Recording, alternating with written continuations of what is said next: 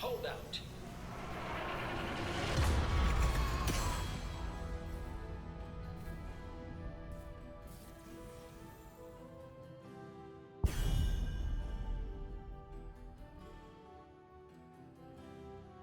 Hello, ladies and gentlemen. Welcome to game number 1. Wait a minute. The teams are backwards. I did not notice this, but Daybreak is definitely on the other side. Break on through to the other side. Let me fix that right about quick. Do do do do do. And there we go. So we are here in game number 1, the first game and the first match. We are here on the best map of Heroes of the Storm. Heroes of the Storm. We do go ahead and... I mean, yes, what? No, absolutely not.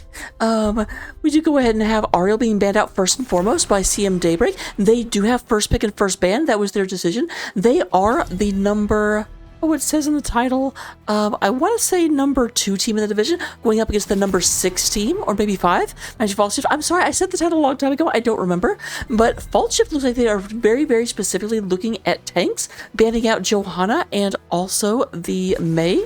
We do go ahead and have Deathwing being the second ban, Rackham going ahead and getting the Fun Police himself, Anduin as the first pick. Anduin definitely like you think you got a cool combo, huh? You think you got someone locked down? Yoink!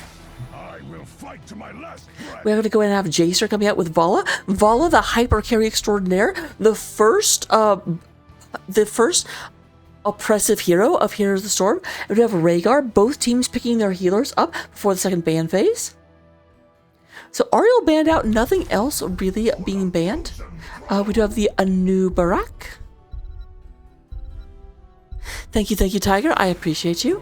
We do go ahead and get the Andubrak and also the Tassadar.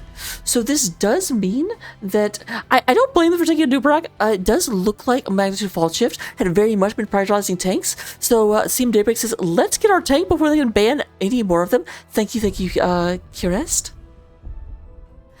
I thought that's what it was, but I definitely obviously did not remember. But hey, I'm pretty sure that's what I said. I was just not sure between 5th and 6th. So I do have to say, Fault Shift, very rough start to the season. They definitely came back towards the end, and they have just been driving their way back. We do have the Dehek Dahaka. There is neither side has picked up an offlaner yet, so that does mean they're also denying themselves the Dahaka. And then there goes the Tyrael saying, you know what? You've banned out a lot of good tanks. We have a tank. Let's go ahead and take away one of your tank options.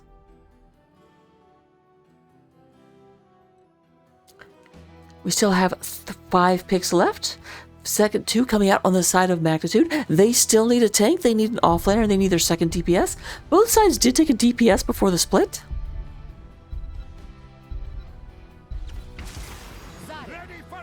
We have Zarya coming in from Kota. That's interesting and not what I was expecting. And then Muradin is coming out as the tank. So I'm assuming that Zarya is not the offlaner. I've seen people try and make it work. I don't have confidence in it.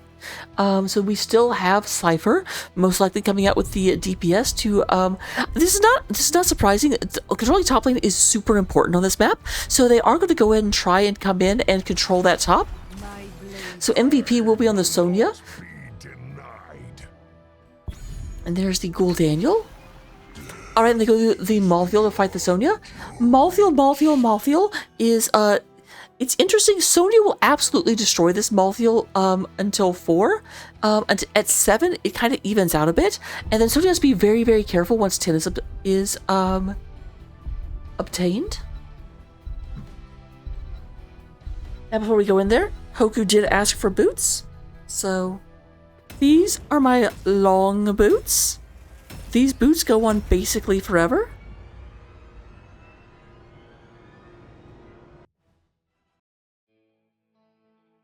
They are my ballerina heels. I have a very hard time walking in them.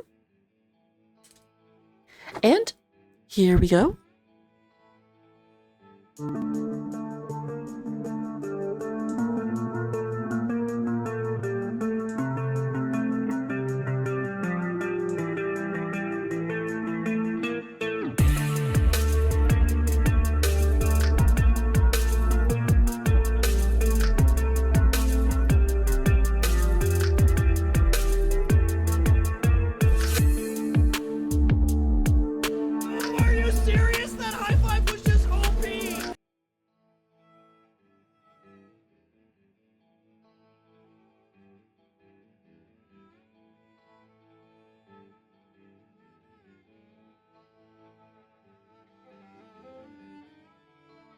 Oh yeah, they're definitely photo boots. I do not walk around in them.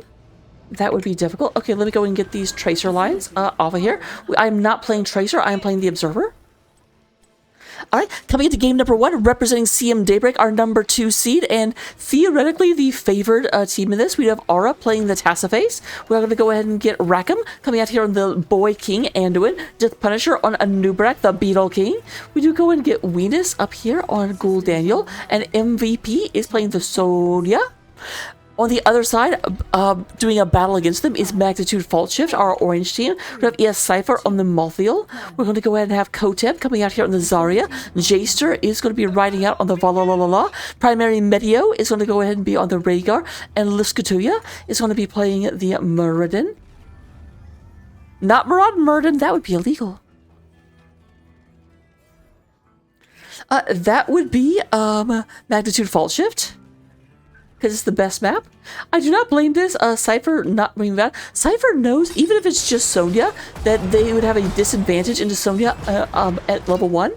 At level 4, when you can do the extra damage with Die Alone, you begin to... You still lose straight up, but you can kind of kite Sonya a little bit. And then at level 7, you start being able to trade a lot more aggressively. Meanwhile, it does look like our blue team has moved over here to try and go ahead and take this mercenary camp.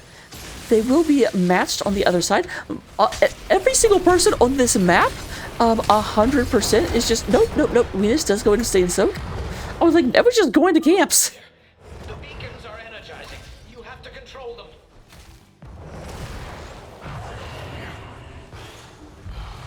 Alright, well, Hoku, right now the offlaner is Venus, so...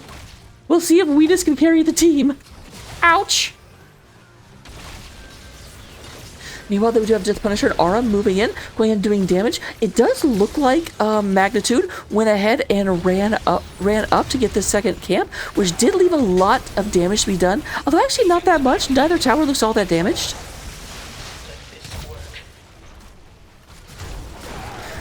There's Fun Police coming out, going in and getting Death Punisher out of the fire and into the flames. Up top, we do go and have this pushing in. Venus leading the way.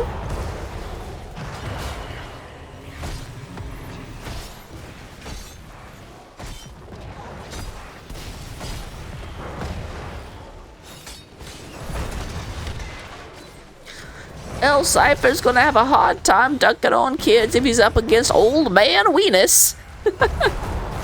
Venus famously providing the voice of Deckard Cain. He totally doesn't, but you know what? Shut up. We do go and have moving up top, or moving down at the bottom. We do have Death Punisher moving in, trying to get Liskatuya off of that. Aura going ahead and knocking in. Now here's the thing, we have gone ahead and have the split. It is 3 versus 3. Liskatuya down to about half health. They are trying to go ahead and stop that second wind from coming in. It does look like Merton did not take third wind, so won't be able to regenerate help quite as quickly. Liskatuya is moving in a little bit low on health. Might be a little bit careful. There's the unstoppable today. Primary Medio super low, having to move back. Actually stops running away. I'm surprised. I feel like Aura might have been able to jump in and to get some work done. And there's a big old lightning blast coming across. We do go ahead and have Cyan Fusion, and unfortunately up top, we do go ahead and have the old man Venus getting dunked on by Cypher. I guess I have to eat my own words, don't I? A lot of damage on the Death Punisher down here at the bottom of the map. It does look like our blue team is moving back, and there is the channel. We go ahead and have the Zerglings starting to run out of their little hole. Look at the little Zerglings in their hole. And we do have our blue team moving back onto here. Liskatuya does go ahead and sidestep that Chastise. Venus coming down here in order to try and make this an uneven fight. Medio going ahead and moving back as some damage lands. And there it is, stopped at 68%.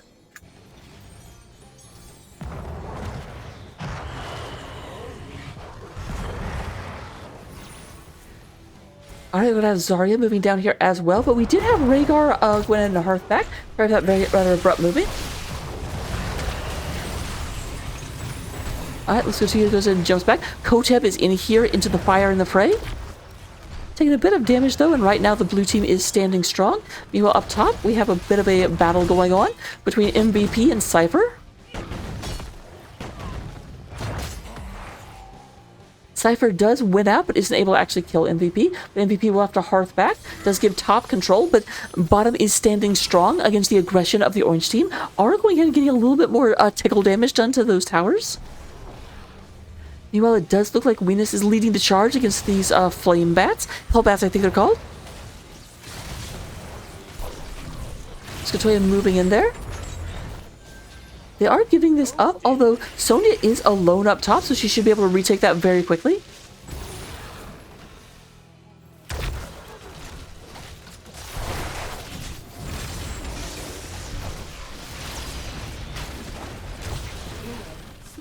Alright, and we do have Aura going down. Got a little bit of collapsed upon. Meanwhile, we do go down. Oh, Cypher might be in trouble here. Going back in against Venus. Has no chill, has no. But will he? He actually survives. Oh, Benio looking for a bite. He's hungry. He's hungry. Nom, nom, nom, nom, nom, nom, nom.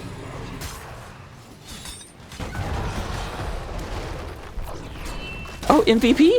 MVP got a little bit hungry for that. No one's actually dying. These teams are so like controlled. I keep being ready to like cast a kill coming out, and we keep not really seeing it. We saw Aura go down. We missed Venus.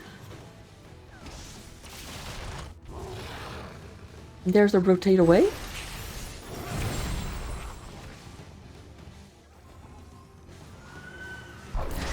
All 5 members of this team are down here at the bottom. They need to be a little bit careful because in just a second... Okay, this is contested. They're driving it back. I was going to say, we're going to have a little bit of challenge on the blue team, but I think they got 2% charge. I think it went up to 4% from 4% to 6%. A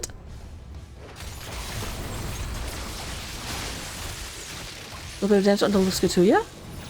Yeah, we do have Sonya over here trying to get this starting to push across.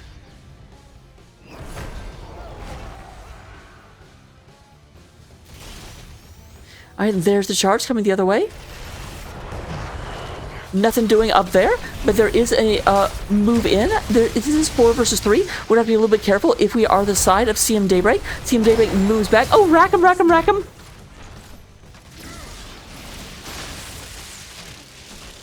Alright, and they do go and get up to 30% of it, of the blue Zerg pulled out here. Jacer goes ahead and vaults away. I have a question for all you Borderlands fans. If you are saving your engage in order to chase down Vala after she does her roll away, are you a Vault Hunter?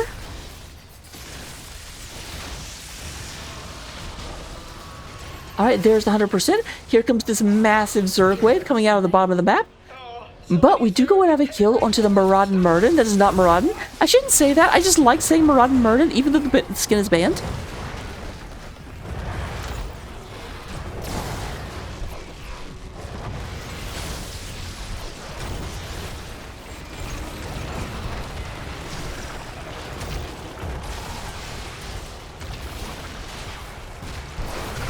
Jacer does go ahead and catches the Ancestral. Does go ahead, trying to keep that alive. Jacer did go for the Gambit quest, and so they really, really, really want to prevent him from dying. Malthiel did have to hearth back after that. Obviously, did have the 30% wave coming in here, and actually...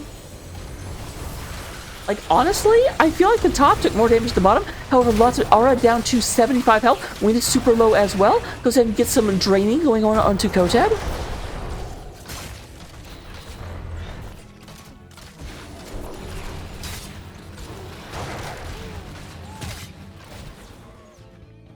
I feel like that was just a combination of this booster camp and that wave coming out. However, we have a big engage going on here. A little bit of a battle. Cypher coming down. Sonya on her way. Oh, Luskatuya might get body blocked. They're trying to go ahead and get on top of them. And that will be a kill on the Murder. I think the second time Murder has gone down, if I'm not mistaken. But there's ES Cypher coming in with the delicious buffet of souls. I don't know why I can't remember the name of that talent. It is Tormented Souls. I was like, it's something souls.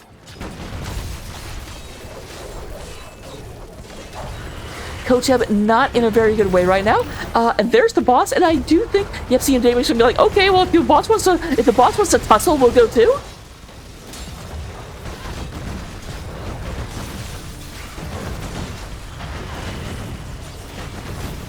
So this is picked up by CM Daybreak. We are up to 4 kills to 3. Advantage has shifted in the way of CM Daybreak. Both teams are level 11 at this point. We've seen a lot of the ults already, but we do have Light Bomb from the Anduin, Black Hole, 405, Cocoon, and Leap.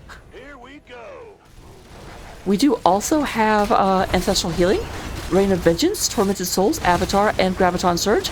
Only real surprise is even not that much of a surprise. Malthael does go both ways. And we do have Tormented Souls as opposed to Last Rites.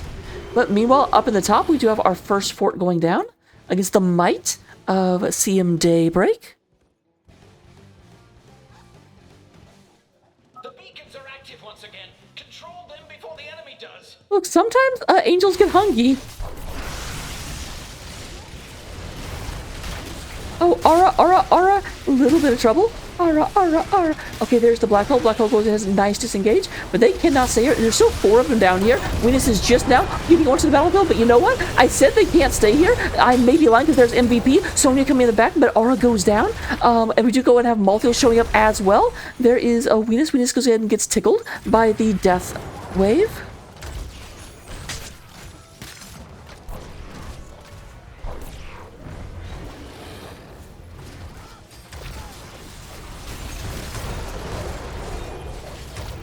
There's MVP. MVP trying to get away, but it looks like Cypher. Cypher goes ahead and moves in front. We had tried to have the spoiler from Rackham to pull them out of danger, but just a second too late, and Sonya dies in midair. So we'll go ahead and have the channel start for CM Daybreak. Skatoya going to go here, move into the Anubarak, but it seems like most of the orange team is up at the top of the map. Well, Venus goes ahead and stands here. Nice engage while also being on the point in order to stop that channel. Skatoya might get body blocked in here, and that's going to be a dead dwarf.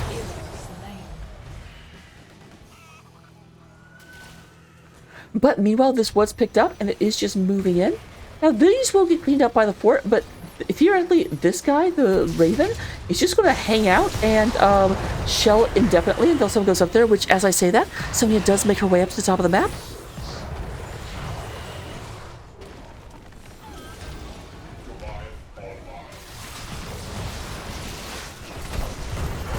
Alright, there's the Cocoon coming out, making sure Malthael cannot do a survive. We do have the channel going up as Sonya goes and takes the top, and we are building progress on the blue side of the battlefield.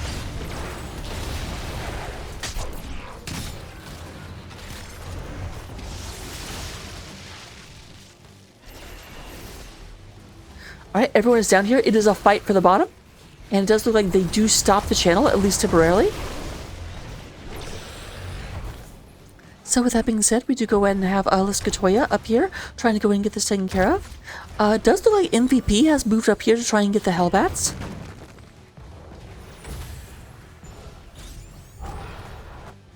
And we do actually have both orange points being controlled, so we are starting to build that progress up to about 40% as MVP moves up here to try and turn it back off.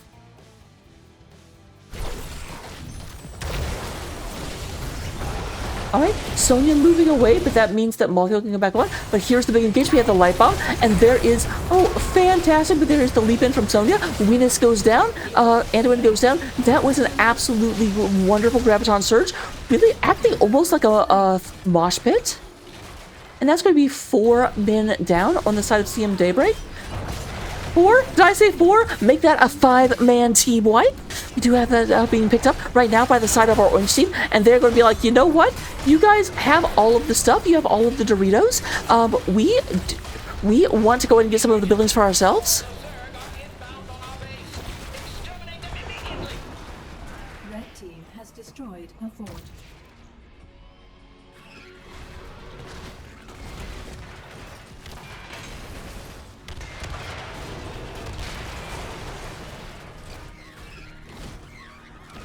Alright, and we do go and have top lane. They managed to, they do have a Zerg coming into the bottom lane. It looks like most of them are up here to try and push. Both forts are down for the side of CM Daybreak. Tilt. I'm not sure you should be trying to tell Tiger what high level play looks like.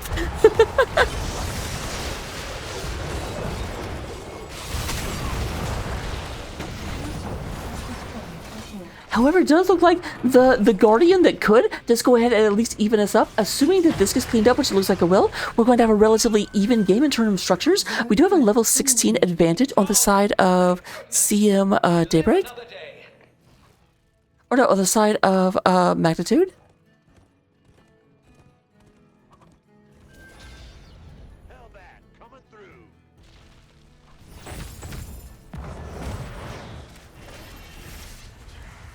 There's the Scotoya moving in. Does get delayed just a little bit. Just a little bit. We are up to 130 stacks of Perfect Storm. Piercing Light is complete.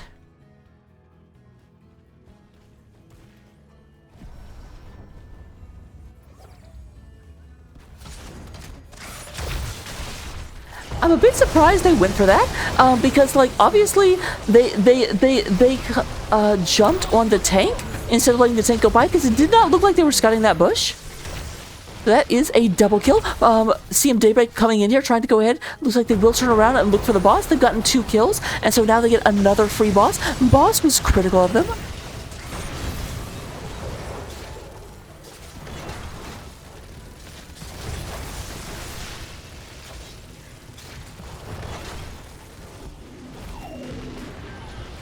Just like Sonya's going to move up here to the top of the map, go ahead and clean this up before it gets too much free damage. But the boss is making its way. The Archangel. Let's go ahead and use it by its correct name. Power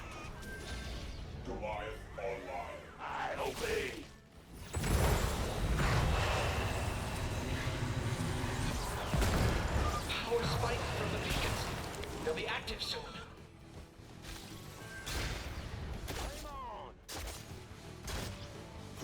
Alright, we are 20 seconds away. I'm a bit surprised that Sonya is moving away from this. I would at least stay mounted and stand on that so I can get the immediate channel. But it's also like, okay, you know what? They're better than I am because they knew there'd be a fight a-brewing up here. I did not think that Magnitude would come here for a fight for the very simple reason that they still have a boss pushing top lane. But there's the Tormented Souls. There's the buffet of souls coming in, looking. Cypher going ahead trying to get on top of everyone. But Cypher going to be the first one taken down in this engagement. The camp is taken by CM Daybreak. And we do go ahead and have the Goliaths providing supporting fire as they start to move in. MVP making a beeline for this top so they can go ahead and start letting the map tilt in their favor.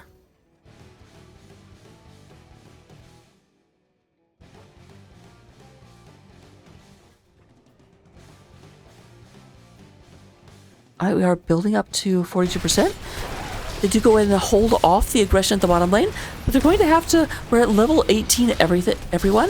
CM Daybreak has taken the advantage in terms of the overall experience lead. There we go. That's the word I'm looking for. We are at 9 kills to 10, roughly even in terms of the Slaughterfest. Vala has not died yet, though. Vala is maintaining her gambit. Only person in the game that has not died yet.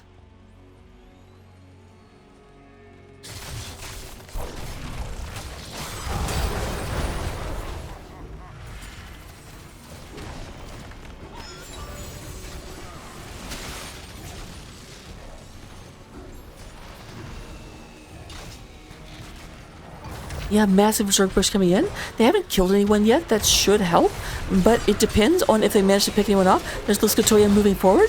Yeah, Cypher takes a lot of damage. A fantastic fear from Weenus. Weenus comes in. There is Malthiel getting hit by that light bomb, unable to get out. Liskatoya is going ahead and getting stun locked to death. Trying to go out. Dipper does finally get the Dwarf Leap out of there. Zarya comes in with the shield door to help. Shield everywhere. Shield for days. Kotep going ahead and protecting the world.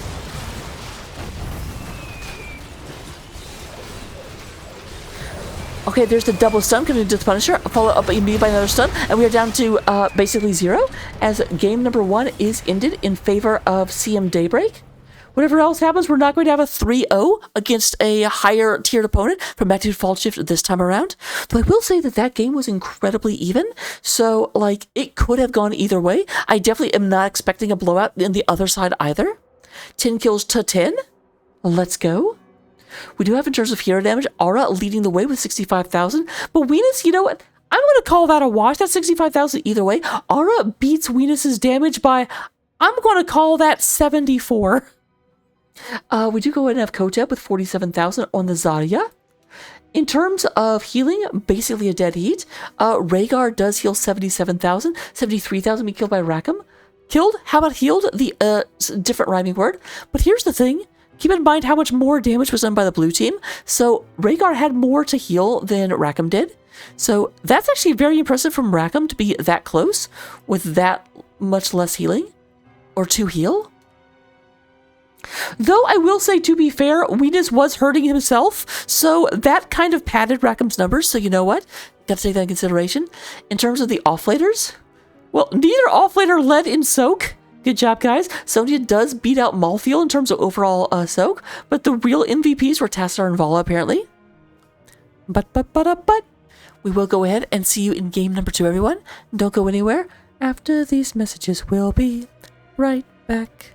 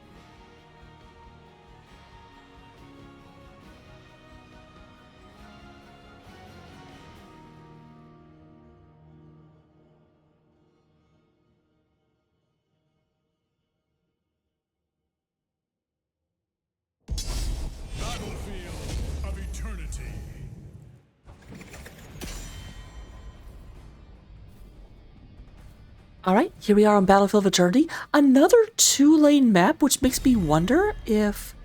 Okay, that's interesting, because Magnitude has first pick this time around. CM Daybreak had it first pick last time, so I half expected CM Daybreak, or... I guess that's interesting, because, like, I guess CM Daybreak is like, we did really, really well on the two-lane map and rotating. Let's go and try that again. Although, to be fair, Battlefield is not as good, or not as normal when it comes to that. Like, it's not a matter of rotating between the lanes, because you spend a significant portion of the map not in either lane. Here we have the May and the Ariel. Ariel being banned out once again. This is the same ban so far. Next would be Joe if we're keeping the same strategy. But keep in mind this time Magnitude does have first pick, so they might not ban the Joe in the hopes of being able to get it themselves. Nope, they do go ahead and get... I love 2-lane maps, but I'm also an offlaner. So, yeah, give me this map. Give me Braxis forever.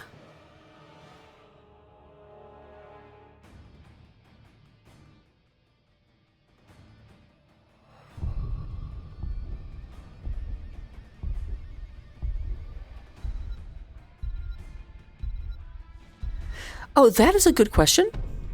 Let me see if I can go ahead and while we're, So we did have our blue team banned out Cursed Hollow and Towers of Doom. Magnitude banned out Infernal Shrines and Tomb of the Spider Queen. And obviously we just saw Braxis.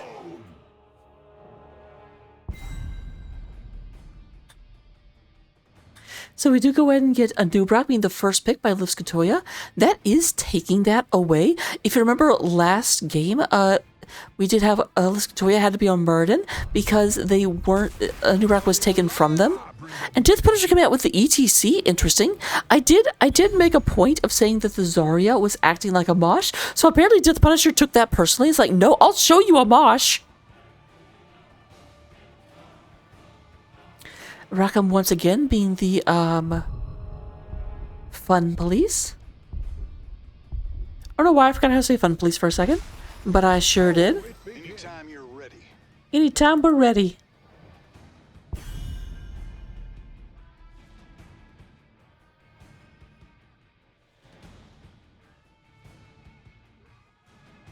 So pick me up before you chased her. So they do get rid of Balthiel. Interesting. Now keep in mind, Cypher will actually have to pick the offlaner first because last pick does go to the side of CM Daybreak. So they will get to somewhat counterpick. Unless the Punisher is actually the offlaner with ETC, which I have seen. And oh, the disrespect for Hoku. They just intentionally do not want Hoku to have a good time watching this game. I apologize, my friend. I didn't do it. It's not my fault.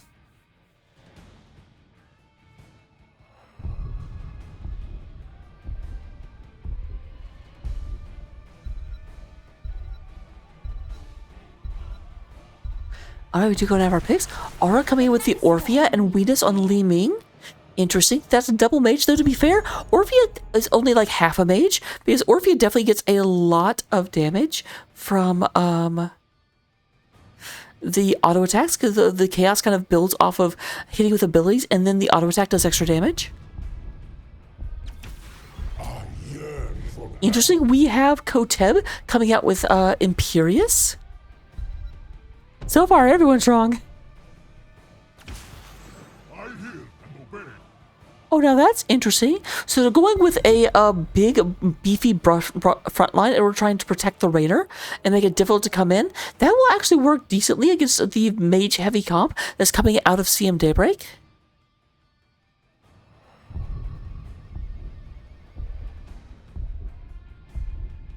Will we have Sonya?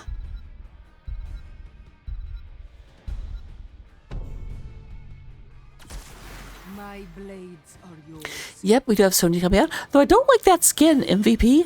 Use the Death Knight skin, I love it. Alright, going into game number 2. We are up 1-0 in favor of CM Daybreak. This is Battlefield of Eternity. I don't know who's going to win. You guys let me know who you think in chat. I can't put a prediction, unfortunately, because I'm a little restricted on this channel. But I will see you in just a moment. My secret mouse is on a different side right now. It's terrible.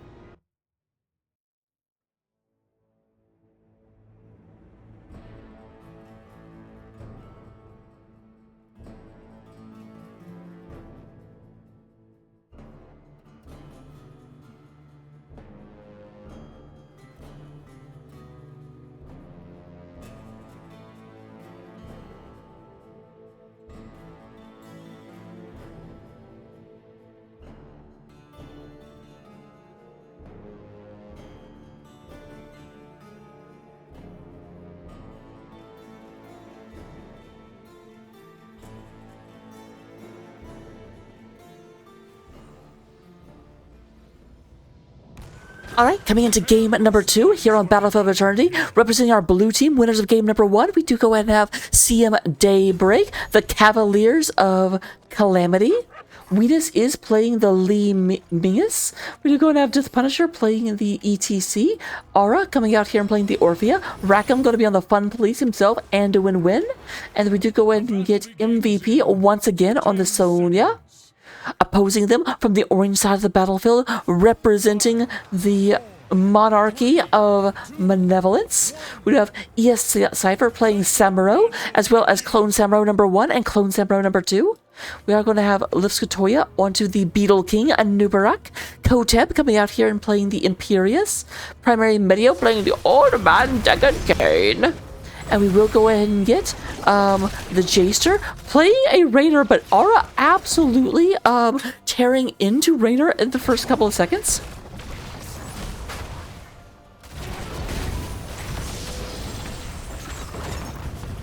I are moving back. Although it is interesting, this time the 4-man from both teams go bottom. If you remember last game, the 4-man are 2 of the 5-man of CM Daybreak went top to try and I guess they're like, there's no way we're going to get a quick kick onto Samuro.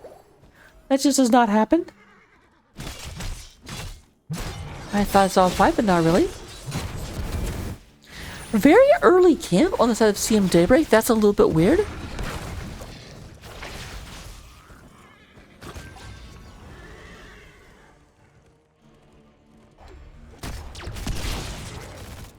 I'll take that bet for game number 1.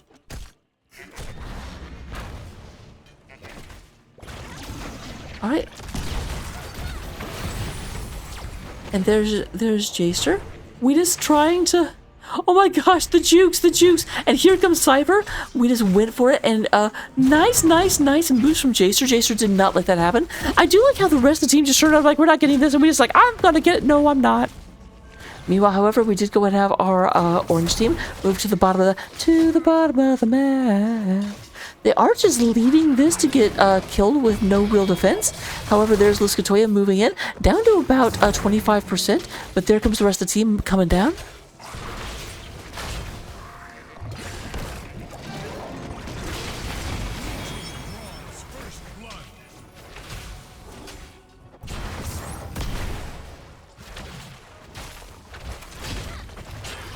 Alright, we do go and have the first kill onto the Anubarak. It is interesting, both these teams going with relatively squishy tanks. Both Anubarak and ETC, if they actually get locked down at all, do not have a lot of hit points in order to actually survive punishment.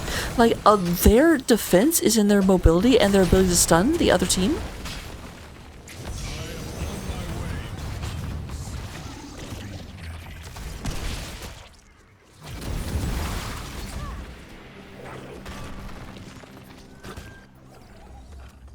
Alright, that's interesting. Oh, Death Punisher goes ahead and moves in. There's a lot of damage onto Anubarak. We're going to get another kill onto the Beetle King. No, the Beetles do go ahead and flee from Dunja.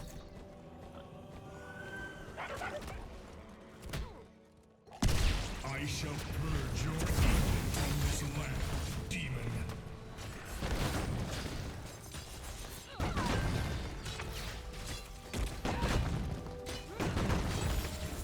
I must take up a new position.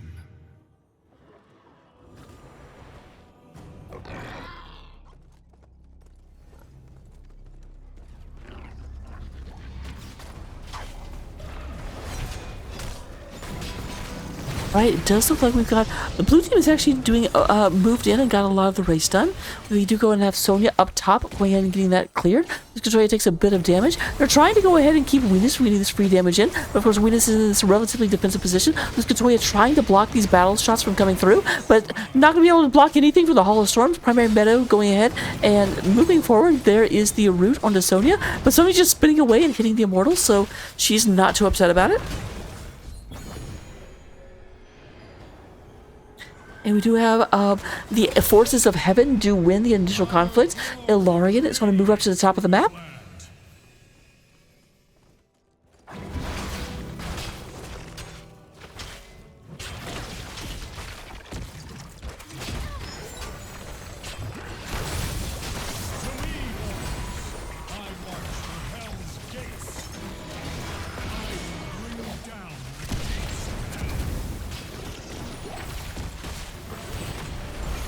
Alright, there we have everything moving in. We do have the spin, spin, spin to win. And we do, and Larian is moving in. Oh, nice stun. Luz Katoya has to move back. Does not have a tap available. Koteb becoming the temporary front line. There is the shield coming out from the fort. But the fort's taking a lot of damage and not quite as much damage as the Immortal does. And they do go and get a counter kill onto ETC as they move back. Jaster, once again, Jaster is becoming the absolute and like nemesis for Weenus. Weenus just keeps trying to throw orbs, and Jaster just casually moves back and forth.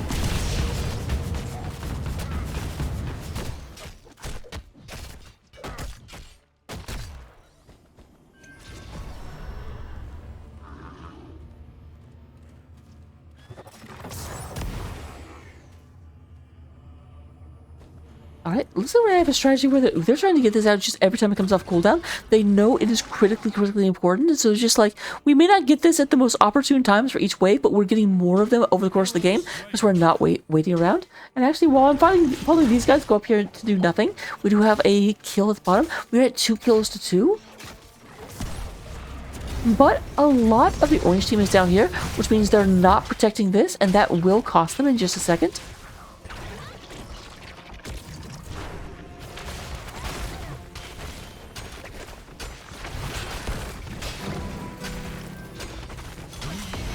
There's Cypher coming in, but not able to protect, and there goes the Moonwell up here at the top of the map.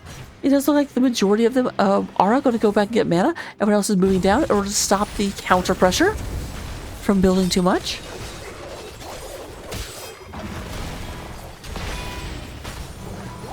Alright, there's Weenus. Weenus goes in and lands with an orb.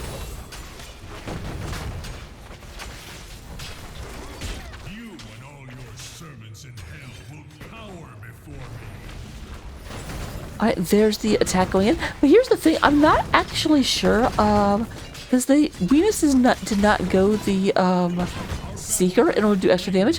Although it's pretty close, but I definitely feel like Raynor with the Exterminator Raider is going to outdo the clear. Now that said, Rainer's the only really good clear they have. There is Sonya on the other side. Sonya doesn't have Wrath yet, and may not even get Wrath.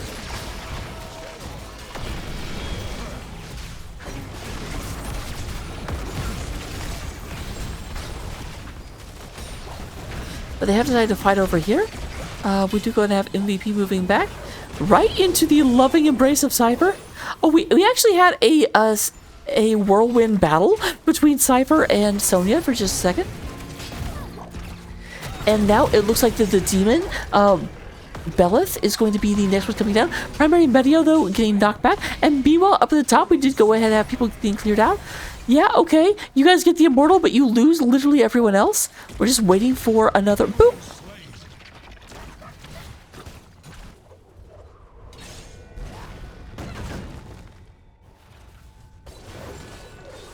The demon approaches the gates of heaven.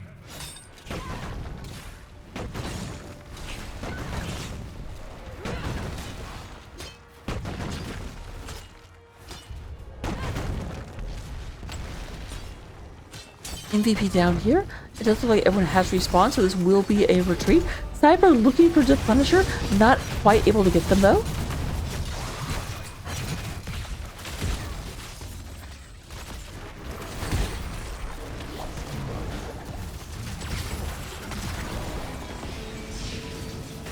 The demon has fallen. He will rise again in time.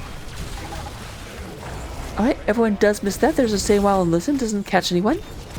So 2 whiffed ults. We still have a leap available from the Sonya and a Hyperion on the Jimmy Ray. So with that being taken care of, we do go ahead and get a running retreat coming from our orange team. Samuro is unaccompanied. Up at the top of the map, it looks like Sonya is on her way back. But I'm not sure Sonya will be able to save this. Like, we're doing damage and quickly. Sonya actually gives up on top and comes back down here. They do go ahead and get the Anubarak, and there's a big leap from Sonya, and Sonya coming in, but it looks like the rest team wasn't quite ready to go in.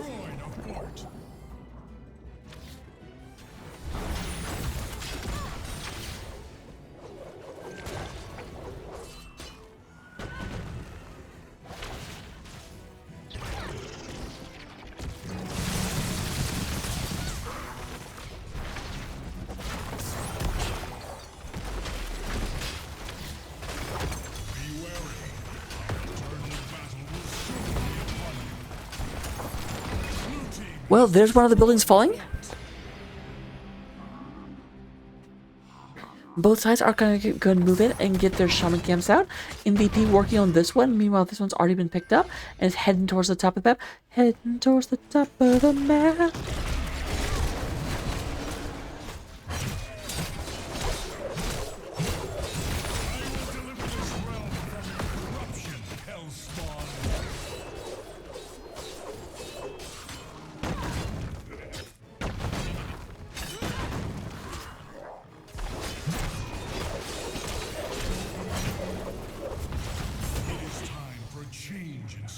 Once again, the orange side being a little bit faster at the clear, thanks to that raider. The Jimmy Ray. We surprisingly using their both of their attack spells at kind of a Hail Mary.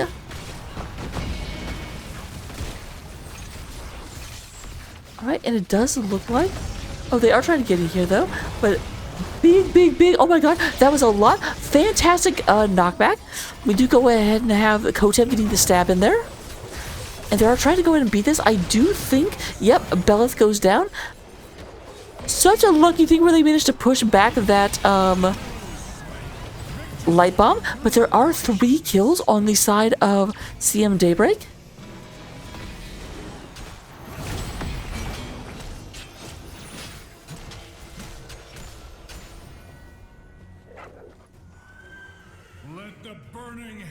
Atone for their sins. So it does look like they're going to go ahead and split up. The team attacks from the south, the immortal attacks from the north. Probably a wise idea whenever you have like 2 of your opponents actually being down, because the immortal's not going to be able to really be stopped effectively until the full team is up, which is, well, now. But with that being taken care of, we do go ahead and have quite a bit of damage coming through.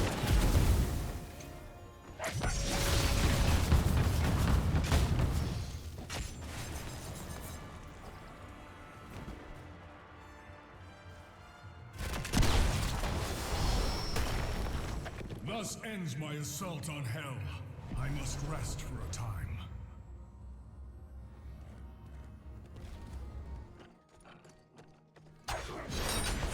Alright, they did not actually get either of the keeps. Both forts were already gone, so despite having a pretty good win over that objective phase, they only actually got some walls down. Although I like this little sneaky sneak. Oh yeah, look, there's a camp over here. You better come and get it. A little impatient though, a little bit early out into the lane.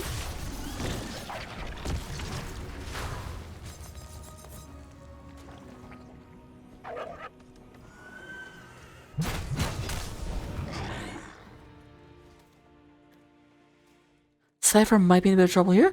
It's coming up, but is about to get hit from both sides.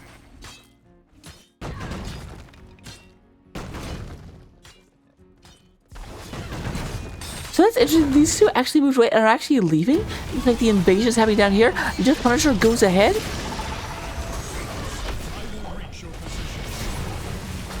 Does a bit of damage. Goes ahead and tries to disintegrate Orphea out of danger. Top lane is, or top camp is taken by Sonya, it looks like.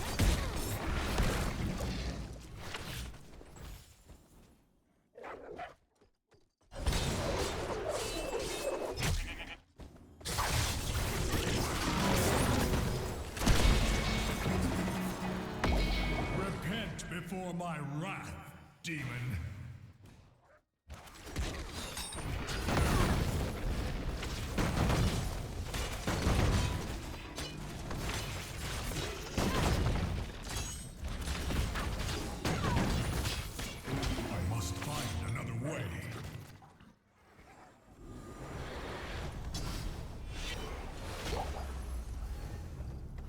Alright, looks like we do have both teams having to stare down one another.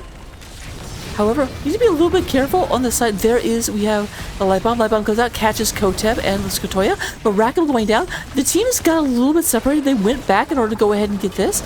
There is Luskatoya about to get taken out. Aura goes in and picks that up. Koteb in the middle, but very, very low hit points. Also in the low hit point club is Weenus, who we're going to have MVP goes ahead, and there's a kill onto Jimmy Ray as well. Old man Deckard Kane about to go be old man back to base.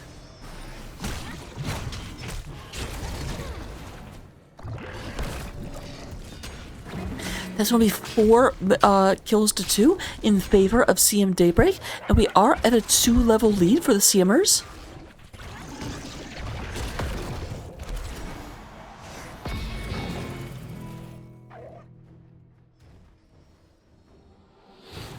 Meanwhile, look at this cheeky little play.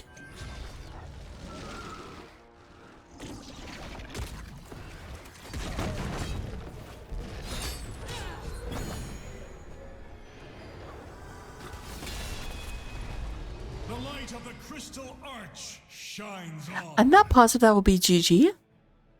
All 5 members are up to defend their own even talent tiers.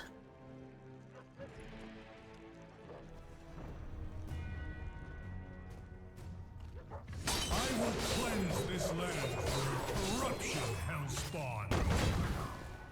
I shall march for Hell's gates.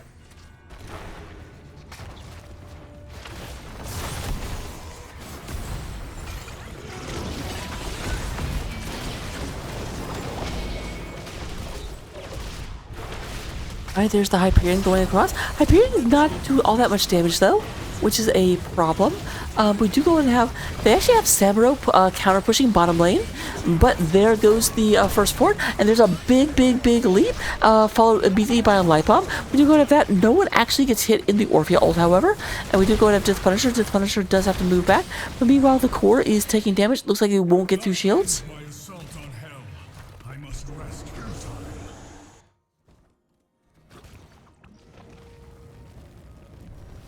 Does Koteb know?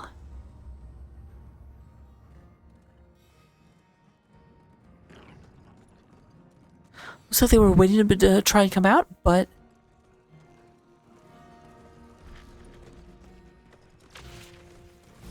both sides will grab this. Sonya in the area, but does back off.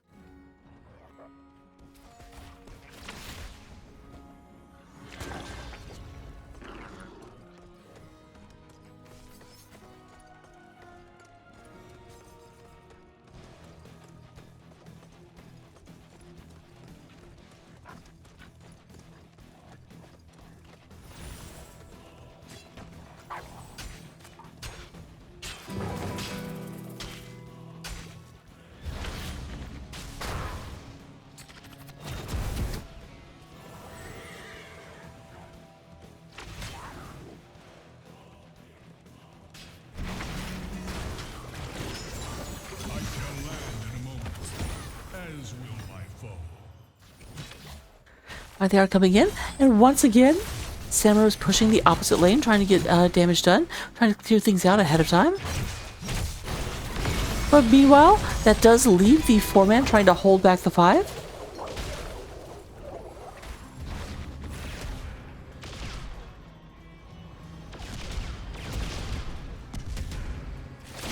is no escaping my justice.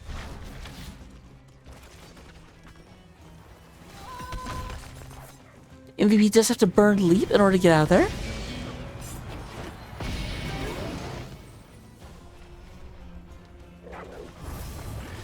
MVP is Hearthing. I'm not sure that that was necessary. MVP was at like 80% health and full rage, so Hearth didn't really seem necessary. Oh, that's gonna be bad if your name is Rackham. Or not. Rackham's fine, never mind. I lied to you all, I apologize. But it is bad if your name is Ara. And hey, Ara has some of the same, like, letters as Rackham.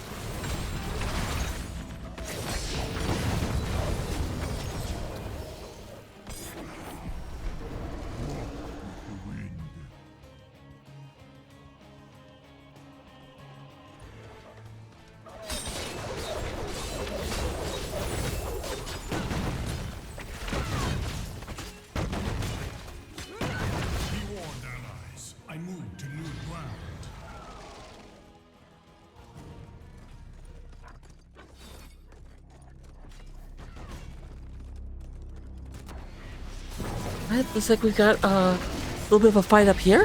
Belith is down about half health, but here comes the engagement. Rakaboo's having light bombs themselves. There is the elite coming in on top of the mosh pit. We have a lot of damage. Kotep does not look very healthy. Does go ahead and get stopped.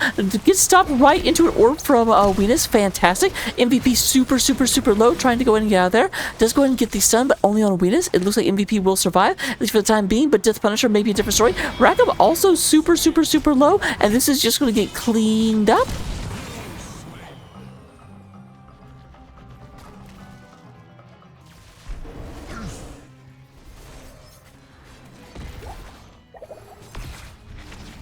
This goes way a little bit on the low side, but there is Venus getting chased down, and Samurai goes in and gets that cleaned up. We do have, once again, the Crushing Jaws crush nothing.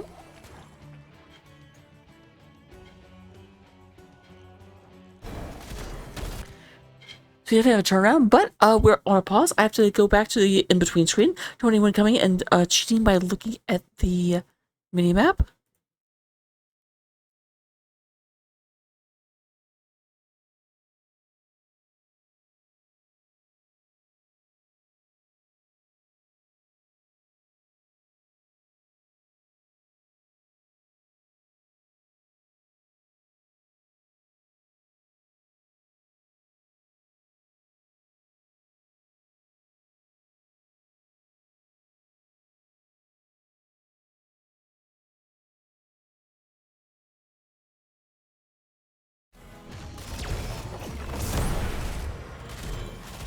Alright, there they go coming in. We do have a little bit of an attempted defense here, but keep in mind it is 2 versus 4 at this point. Only Samuro went down.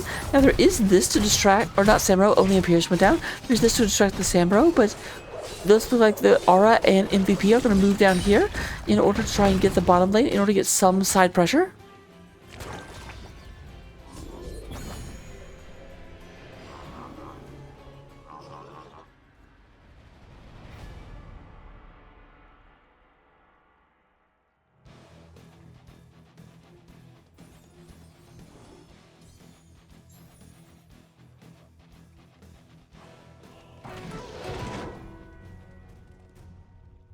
The demon Right, and Lead Me is back up. heaven.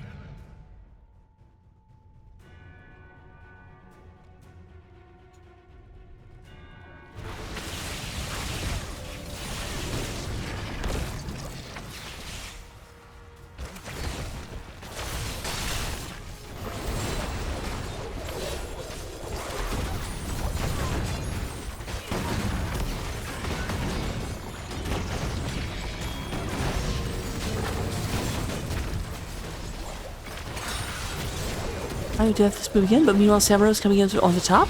I do think this fort is going to fall, or this keep is going to... No, maybe not. I couldn't see his health bar. I thought it was a little bit lower than it was. But Samuro does get the top keep, so we now have completely even structures, at least for right now. But Samuro is not backing off. There's MVP coming in here. Not going to let this pass unscathed.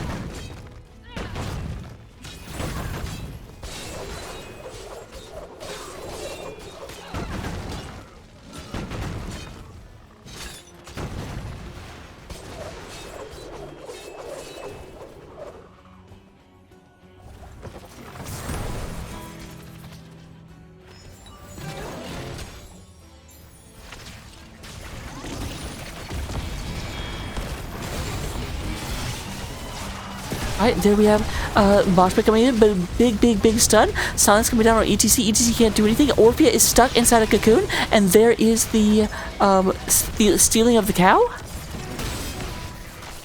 The Punisher does go ahead and shoot themselves over the wall. There is a big move in, and Raider all dressed up with nowhere to live. Yes, Cypher taking a lot of damage. The Punisher moves back. Tries, like, I want to drink this potion! Is not able to drink the potion, unfortunately. That is not his potion. That is a red potion.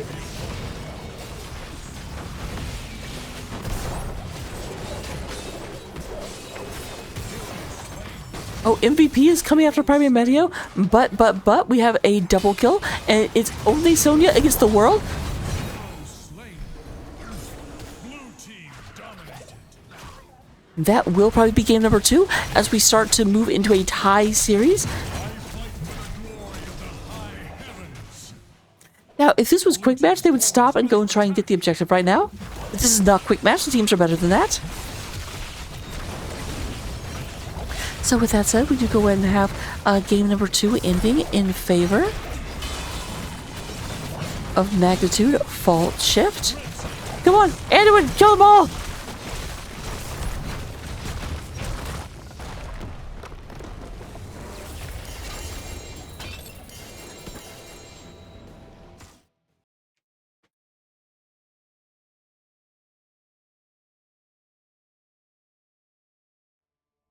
Alright, look at the stats at the end of the second game.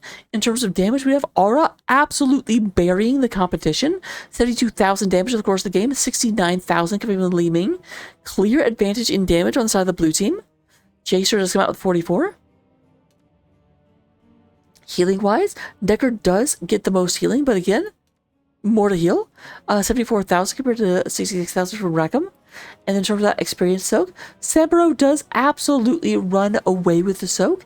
This is probably the big difference with Cypher just constantly pushing a lane and not letting CM be comfortable. 32,000 soak versus 21,000. Basically 150%. But with that said, I will see you in game number 3. Don't go anywhere. As always, don't touch that dial.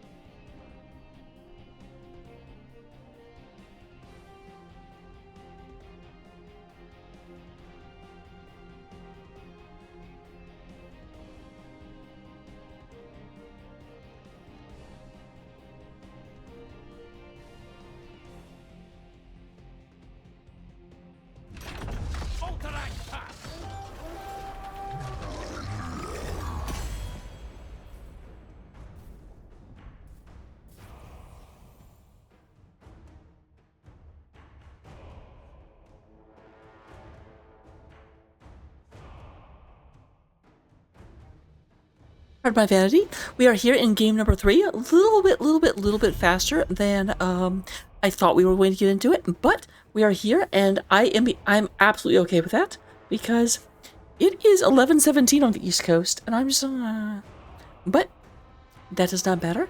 Let's get through these last 2 or 3 games, hopefully 3, but also I will not be too upset about 2 because I have work tomorrow.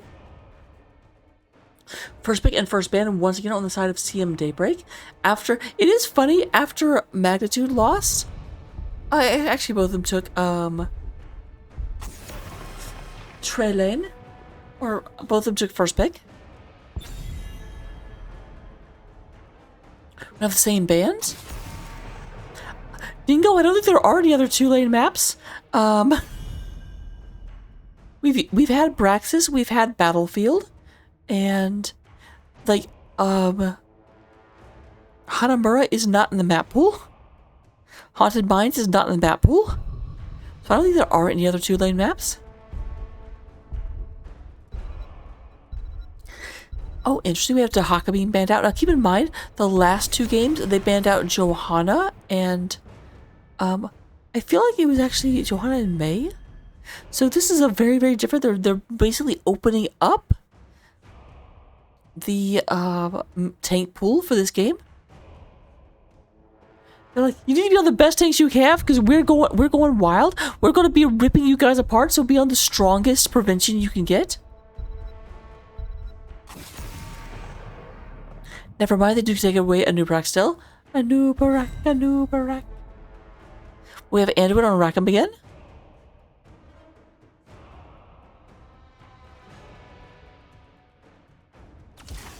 The crusade calls.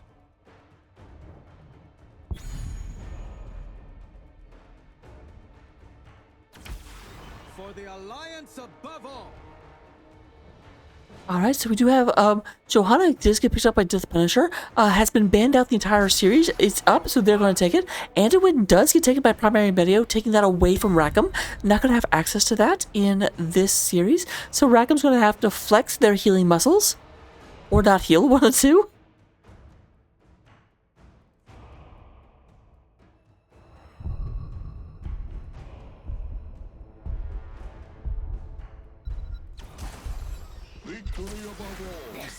Alright, Rackham going to come in with Stukov because Anduin is banned out.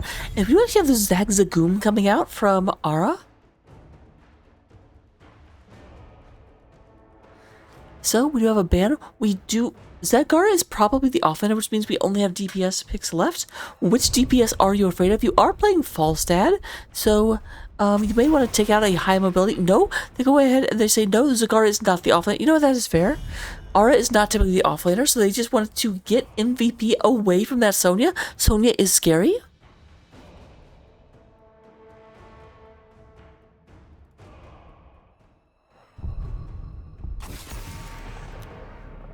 There is Samuro.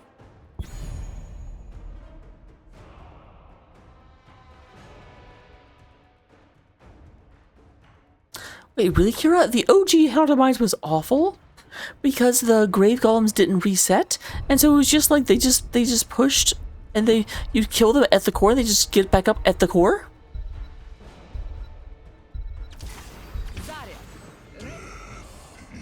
So Cypher is going to come out onto the Malthael.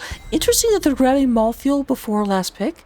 They're actually saving their tank for the very last pick because they do have Zarya and Falstad as their damage, and was their healer, and Malthael as their offlaner.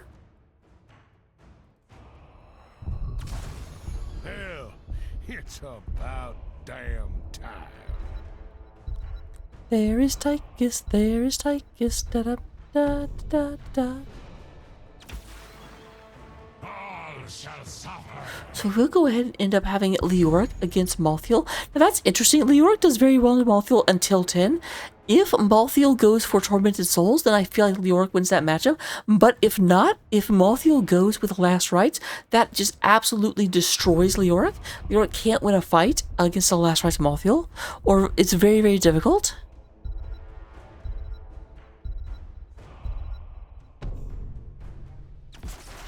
Reckoning is at hand.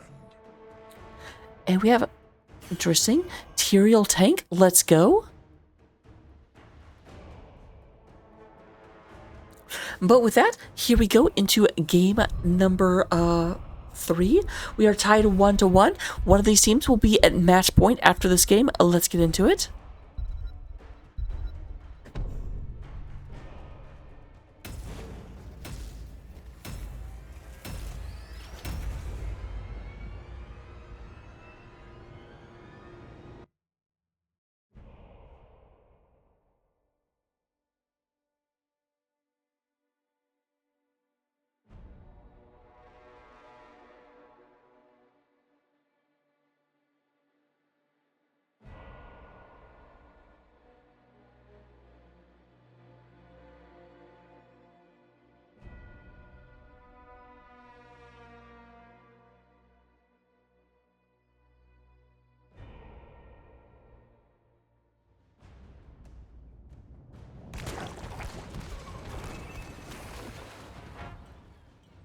Alright, here we go into game number 1. Game number 3, engagement number 1 of game 3. That's what I was trying to get to. Dang, dang, dang. We do go and have Venus coming out on the bad man, Mr. Tychus Finley. Death Punisher is going to be playing the Johanna, the Mecha Johanna. We're going to get Aura onto the Zagzagoom, MVP onto the Lyric, and Aracham playing the Plague Doctor himself, Alexei Stukov. They are CM Daybreak. They are your blue team, and they are representative of the Alliance.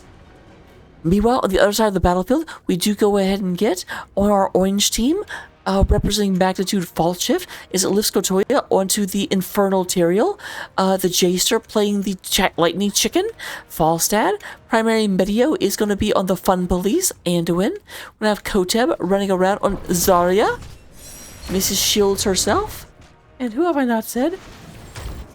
Also do have ES Cypher hanging back here to get immediately onto this camp, playing the Malviel. They are your orange team. They are the Horde!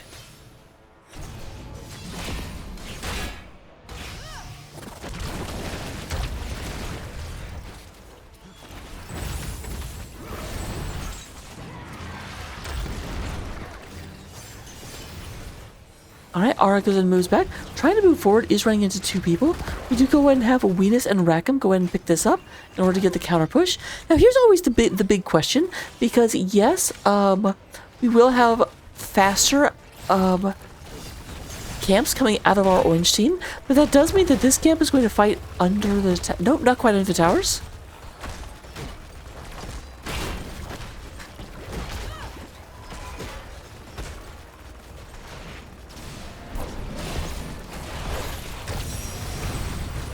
Alright, Venus goes in, gets a little bit of battle damage.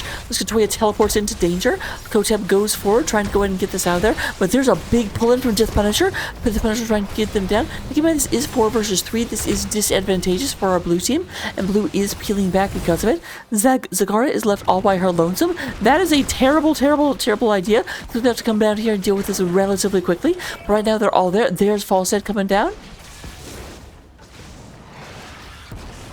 You know, in a battle between the bird and the bug, birds tend to have the advantage.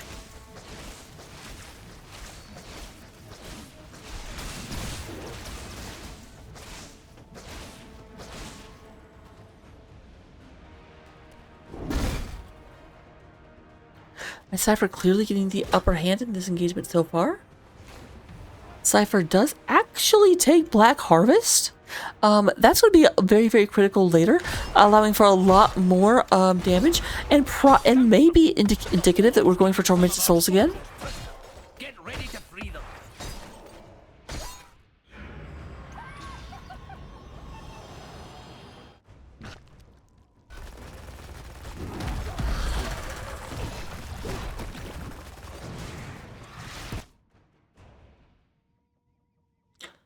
We'll be back.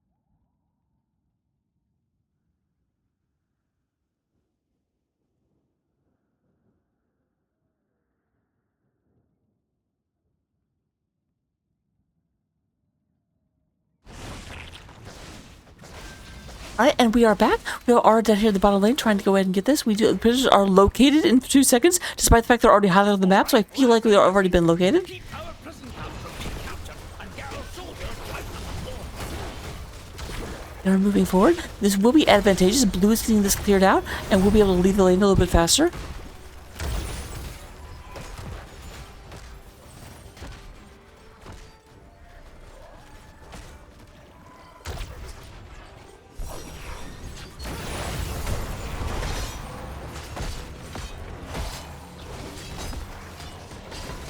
Alright, there's that being cleaned up.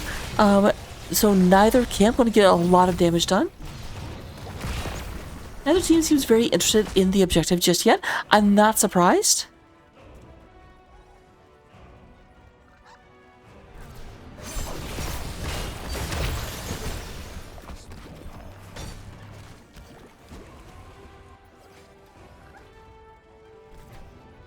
Alright, Ara may be in a bit of trouble here. Does get rooted.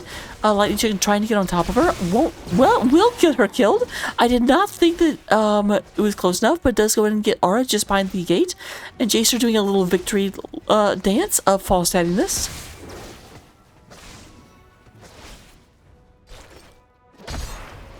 We have Cypher picking up his camp over here. Stukov moving back as this one's just about to come up.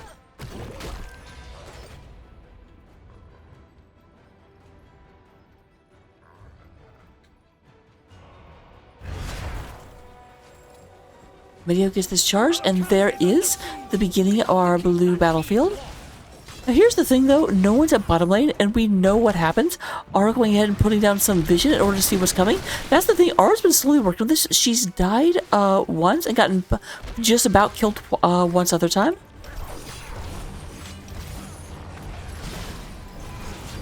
And it does look like she's moving up, does not take the... I don't know if they can get this though, I would probably have just pushed.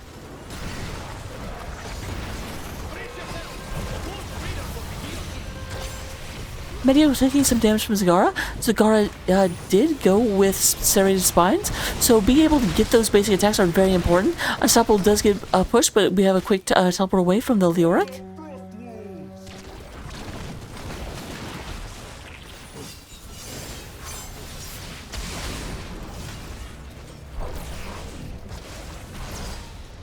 There's Ara going back and forth.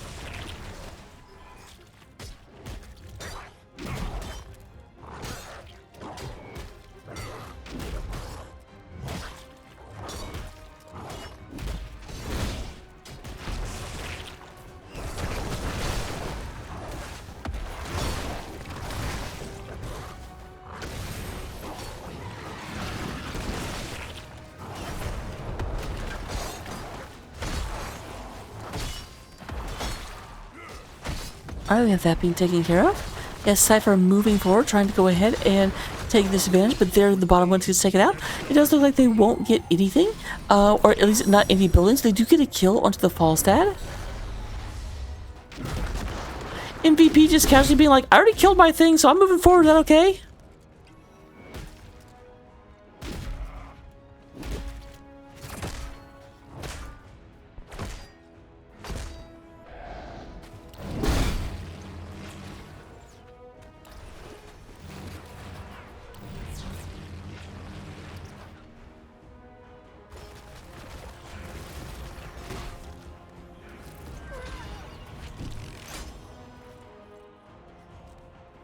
Alright, Chaser checking down here.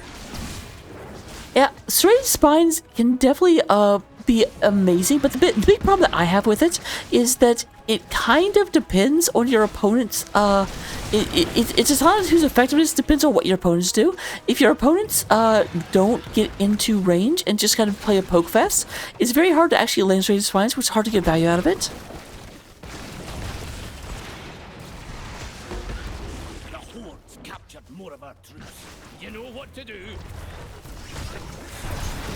Alright, we do go down. There we have Light Protect You, but there is a Bowenis gets cleaned up first and foremost. There's a big move in, there's a blind, and we do go and have a kill onto Stukov. Death Punisher super low, but two people are stuck inside the Yum Yum Maw from Zagzagoom. Yes, Cypher has no health and no life, but there is a kill onto the Zagara, and Zarya also gets cleaned up in the back. That is a 4-4-1. MVP, the Soul Survivor. The Soul Survivor.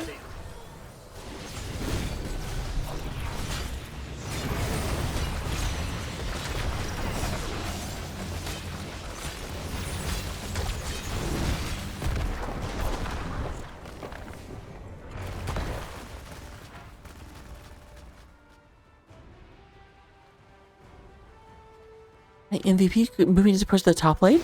A lot of people here in the bottom in order to go and get this taken care of. Liskatoya does get hit by the minions.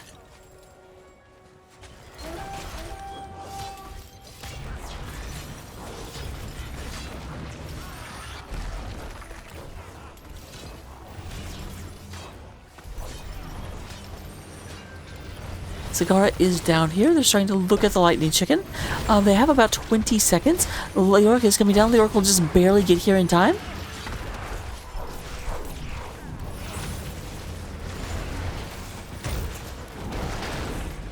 Alright, we have that. But nice hit. And we have Rackham. Rackham has nowhere to move. There is the push out. Rackham goes in big stuns, catches 2 people, and at the same time we do go ahead, but Rackham going to be taken out. But there is a kill onto Zarya. Primary video super low and will get cleaned up. We do have MVP looking, and there's Aura. Aura goes ahead, hits some damage on the ball, actually kills the Malthael. I thought Malthael would survive for sure. But we do go ahead and have the Tychus. Tychus stays alive. Cypher is fighting the world. Cypher is dueling everybody. Cypher does not care. Cypher's like, come on, fight me. You won't.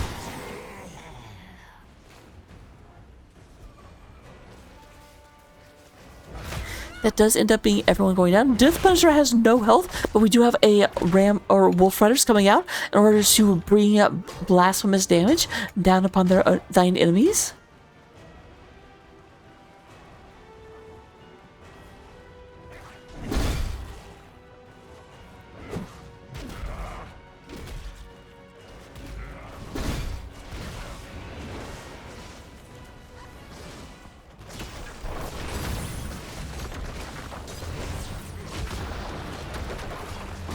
We are moving in here. It looks like this will be the first of the buildings to fall. Middle has already gone down. Top is just so much dust on the wind. Dust in the wind.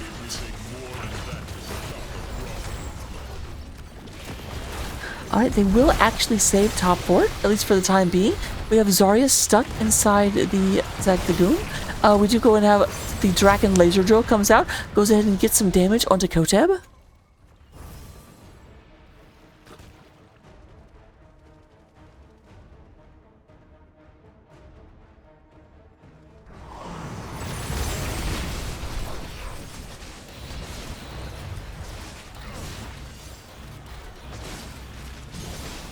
Alright, both sides are going to be picking this up. Now Cypher will take a little bit, never mind, Cypher will actually hit it faster.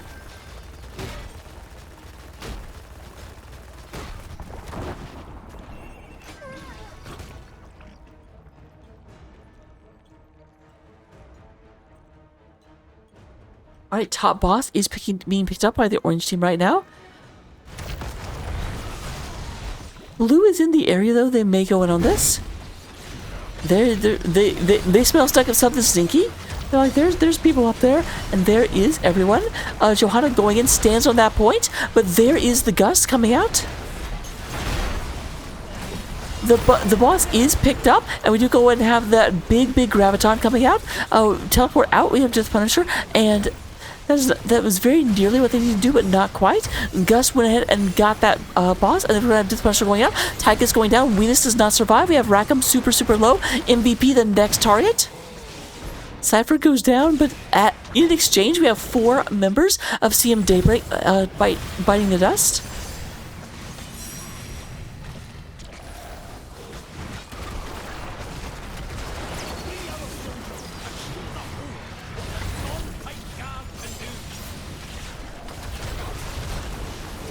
We're not pushing the top lane. Meanwhile, we do have the camp in the middle, and Falstad has moved over here in order to go ahead, slowly kill off the 4 of these, and start working on more Ram Riders. Wolf Riders, another horde.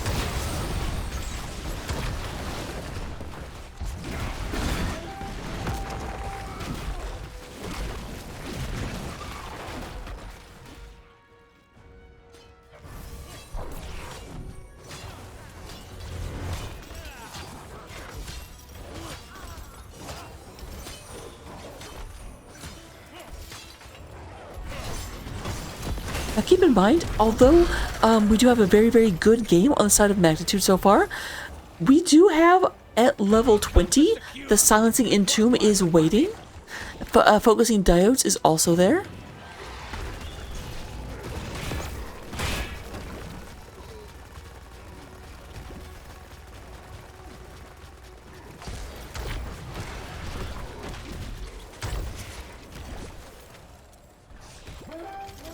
Alright, that's getting started. We do go and have that moving in with the stun. We do immediately have the Oh, nice, nice fly-in, but I think they just only caught one person.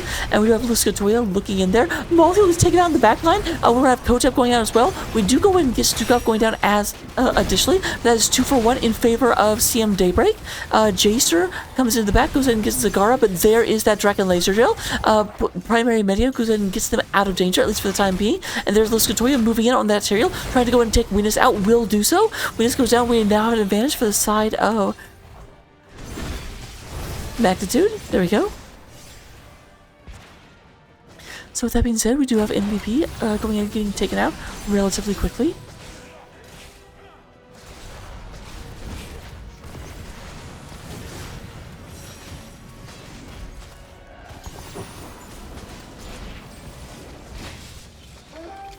And there's this. We're going to have another set of Wolf Riders coming out.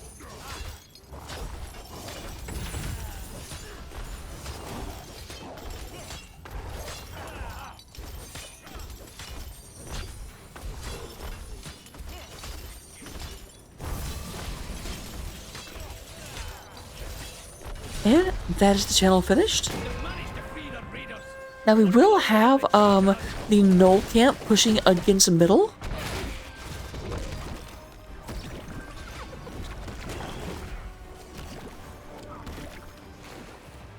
You cannot defeat the Frostwolf clan.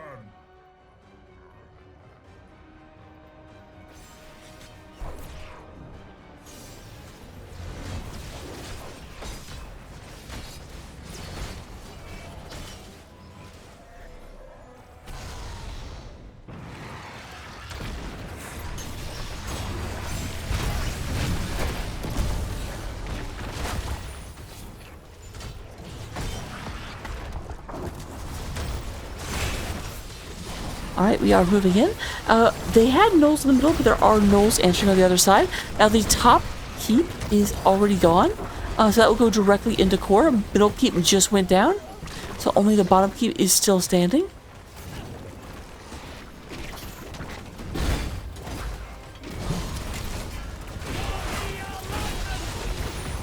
Alright, there's the diodes coming out.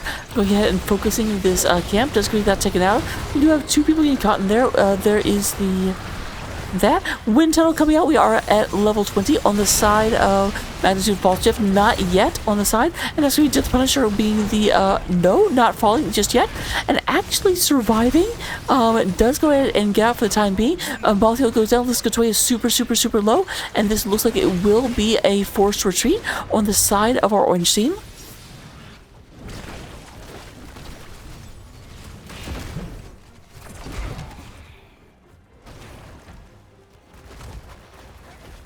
Now, Orange is going for top boss. This is a little gutsy since they are down Malthiel.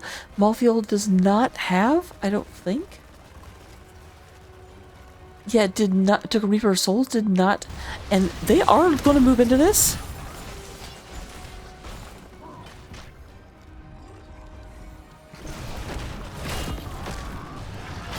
Now, Tychus is not up here. This is a little bit dangerous. Let's get dangerous.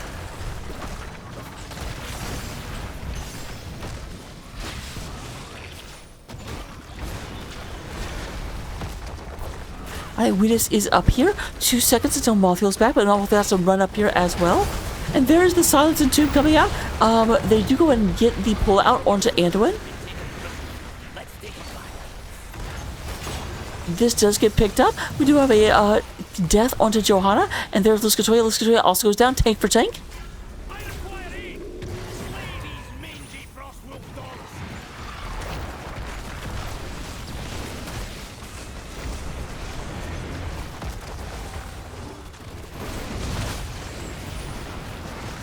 Alright, they do go and get these silence down onto Koteb.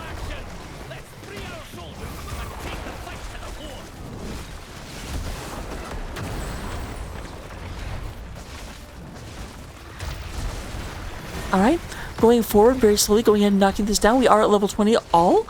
We still have Falling Sword available on the side of CM Daybreak. Malthiel still has Tormented Souls.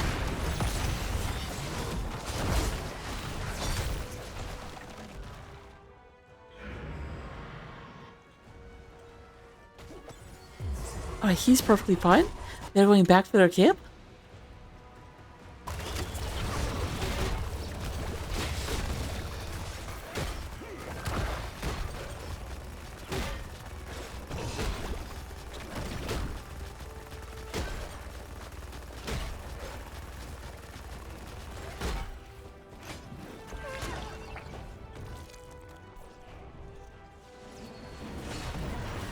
Alright, here's the original invade coming in. Everyone is up all right now. Both teams are massing around this objective. 5 fingers to a fist, ready to move in there. There's MVP, gets the silence, but of course, they do kind of force out the Anduin pull. However, Anduin does have double pull. Oh, that was a nice pull together, and we do have that being eaten up. Weenus has no health. Weenus is always being focused first and foremost. Yes, Cypher does go down in exchange for Weenus, so the offlaner for the DPS, but we have Zarya going down as well. MVP trying to get onto Medio, but does have to move back. This Katoya does go ahead and move into the area, but that is an advantage for CM Daybreak.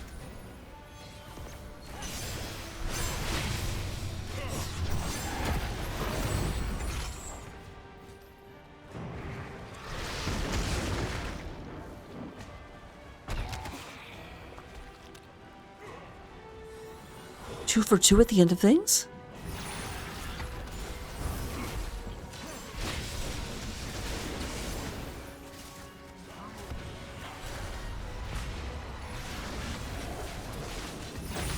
Alright, we do have the Lyric went down because everyone else had to go back and get health real quick. Health and mana.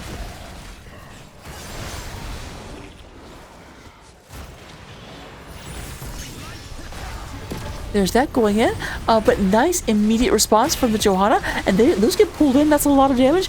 Aura getting the Banelings in there, and we do have about half health, but there's Luskatoria does not care. Luskatoria is going again, does get the Johanna, and this will be a channel coming out. Weenus is back, but I don't think Weenus can fight them all. Question is, does Weenus know that?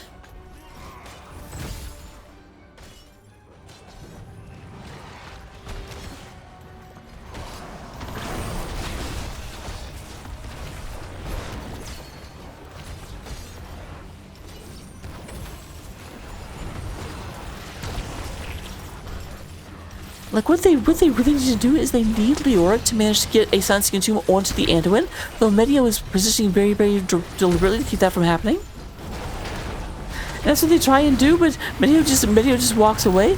And then he walks away. But we do have a kill onto Anduin, kill onto Zagara. Kotep goes down.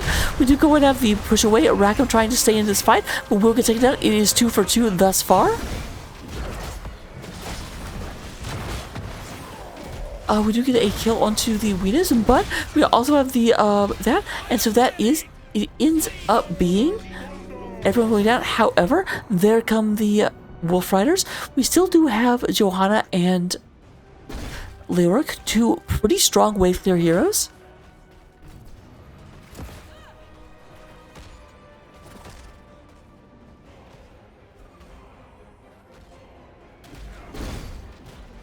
They're looking to engage center as it gets here. He's down to half health before these guys even arrive.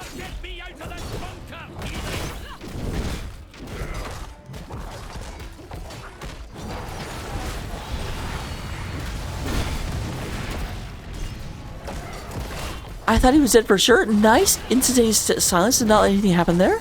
But we are down to 2,000, and that's going to be it. That's going to be game number 2, or game number 3. Win number 2 for Magnitude Fall Shift. So we are up to potentially match point for our underdogs, the 5th place seeded team, the Fault Shifters.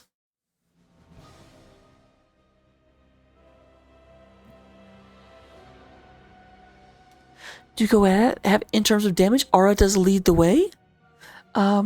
130,000 onto Aura, Weenus with 95,000, and then 92,000 onto ES Cypher. In terms of the healing, Medio does lead the way, 107,000. Stukov coming in with 89. And then we do go in and get MVP coming in with 25,000 soak, compared to the Malfield with 13,000. That's a bit of a difference. Talents, that seems generous. Here they are. Copy them down. And we'll be back for more in game number 4. So get ready to adore.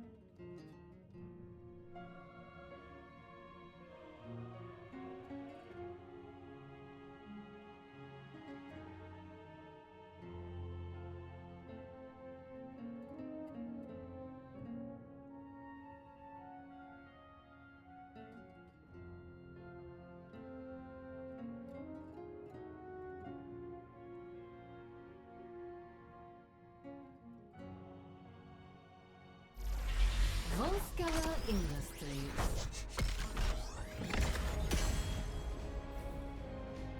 So going from the first map in the alphabet, Alterac Valley, to the last, Volskaya Foundry, we are running the gambit here.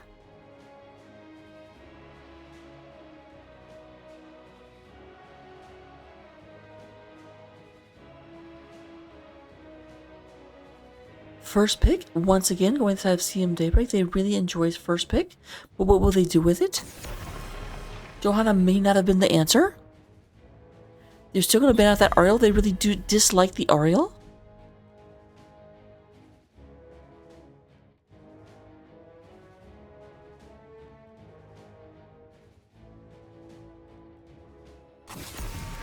And there we have Mei Mei coming out. Mei Mei.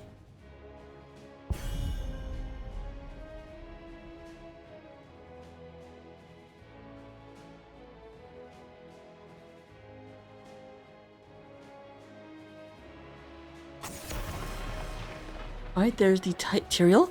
Basically, it seems like CM Daybreak just wants nothing to do with angels. Get Ariel out of here, get Tyrael out of here.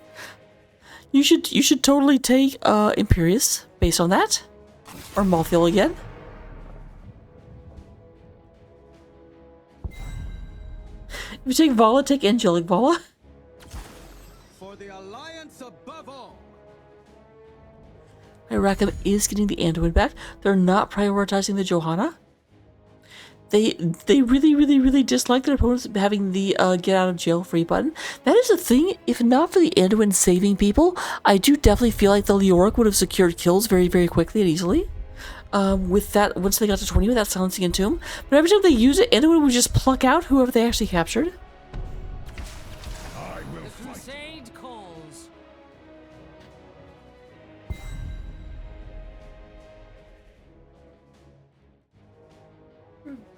Sorry for yawning, guys. It's 11:54. It's not my fault. Oh, interesting. We just saw the Nazebo. Now, that's a late game hero. That's a hero you kind of build through the course of the game. So that may mean that they're going... It's weird because it's like they may be going for a long-term strategy and be trying to just defend areas but not really be aggressive. But then they went with a Nubarak, which is not the most defensive tank in the game.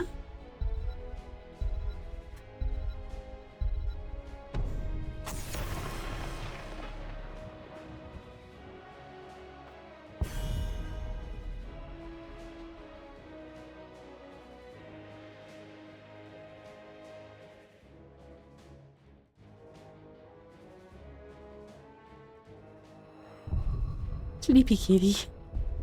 Leave me alone. I actually think my other cat is in bed already.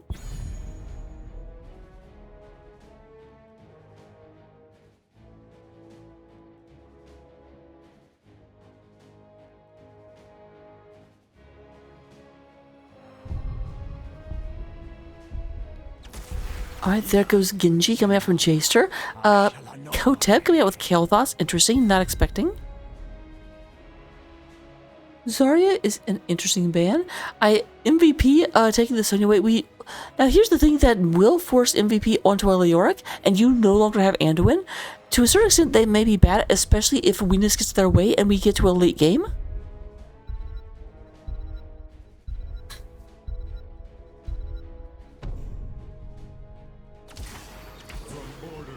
Glory to the Horde. Oh, nope, not going for Leoric after all. They go for Thrall in order to be a bit more of a brawly hero. Aura going back to the Tassadar of game number 1. Keep in mind, game number 1 is the game that they won. And actually, looking at it, in game number 1, they had an Anduin, they had a Nubarak, and they had Tassadar because Murder was on the other side. So the only thing that really changed is that Sonya got traded out for Vala, or for Thrall, excuse me. And then, I want to say in game number 1, Venus was on... I don't remember. Oh, Gul'dan. It was Gul'dan. Gul'dan for Nazebo.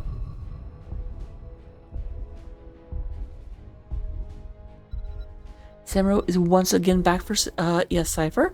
Let's get into the draft, ladies and gentlemen. Last game, potentially. It depends. Everyone root for CM Daybreak. That way we get a game 5. and let's go.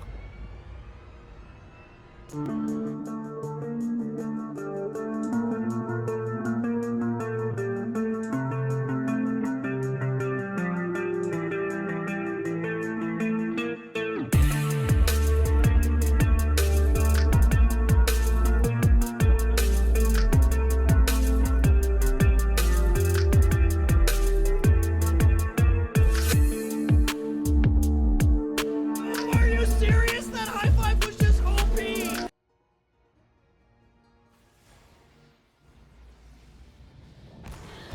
Commence combat preparation. All right, coming into game number. What game is this? Game number 4. Representing CM Daybreak. The Desperados of Desolation. We do go and get Weenus coming out onto the Nazebo. MVP onto that Thrall. We are going to have just Punisher playing the Anubarak. Rackham is going to be on the Lad Anduin. And Aura onto the Tassiface. Meanwhile, on the other side of the battlefield, we do go ahead and have a representing Magnitude Fault Shift on the Orange Trunks. We do have Koteb onto the Kale Thoth. Primary Medio is going to be leading the way with the dog. We're going to go ahead and get the Jacer onto Genji. There is going to be Liskatoya is going to be playing Johanna. And then already at the bottom of the map, Samuro is making waves and doing damages.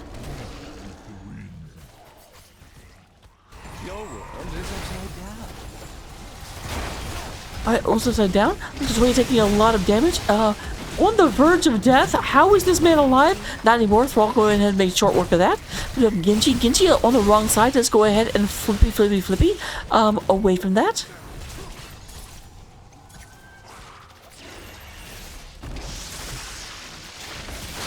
And that's going to be first blood to the side of CM Daybreak.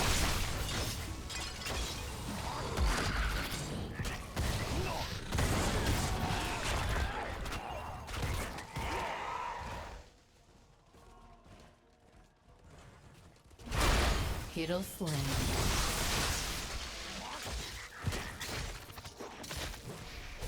Well, I'm watching the wrong side of the battlefield, it looks like. Koten moving into the middle bottom. Getting this taken care of. Thrall tried to tangle with Samuro, and it did not go well for them.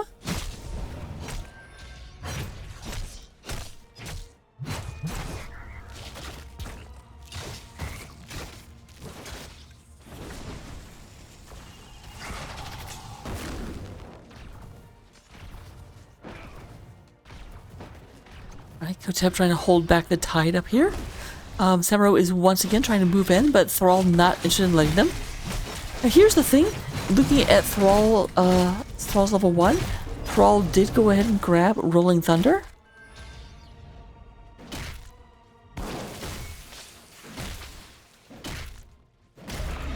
I'm definitely trying to get something in order to hit all of the Samuros effectively.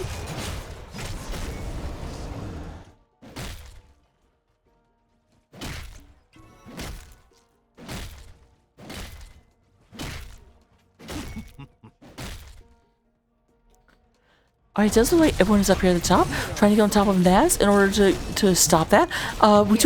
They did get the Naz, but Genji could not get back out. Genji was stuck on the wrong side of the track, so that is a 1-for-1.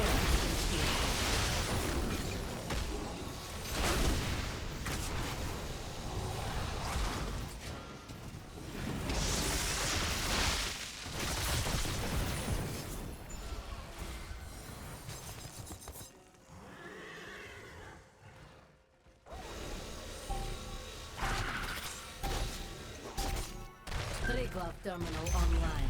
Take control of it to pilot the mech. Alright, this is being... Hero slain. Oh, Punisher got a little bit confused. And once again, Thrall. We do have Jacer. Jacer is moving down with the Genji in order to try and jump on people. But there is an engage in the middle, which is where I thought the fight would be happening. Unstoppable Johanna comes in. Now this is still channeling up. Obviously, Thrall is not back yet, but they can go ahead and stay on it.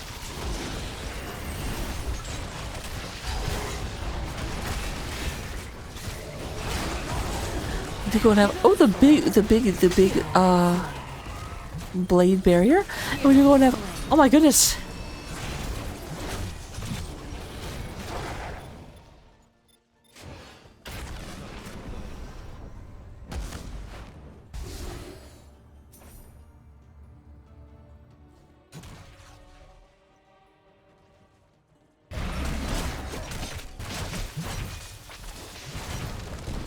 Alright, MVP having a lot of trouble against this Sombrero, it looks like. And we are up to 47% on the channel of the objective. Trying to go ahead and get this first Punisher. They did have to commit a, turret, that's the name of it, a turret to the fight. I'm not having a stroke, I promise. I do not spell toast.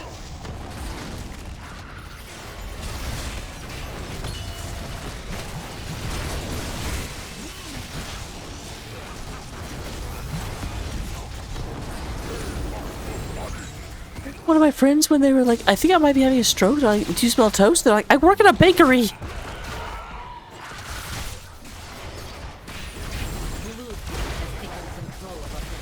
Now here's of course the big potential problem with this map, and that is that whenever you get the projector might very well lead you to ruin, because if you put two people in it, you actually have a harder time with the team fight.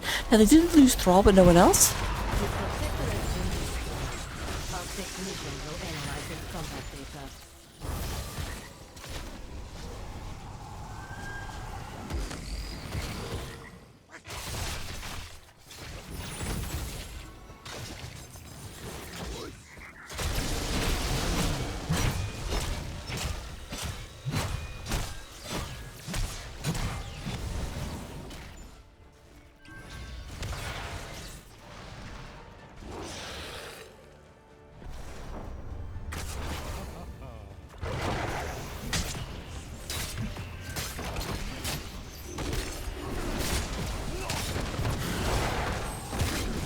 Alright, we're going to have our orange team going in and picking up this heal camp.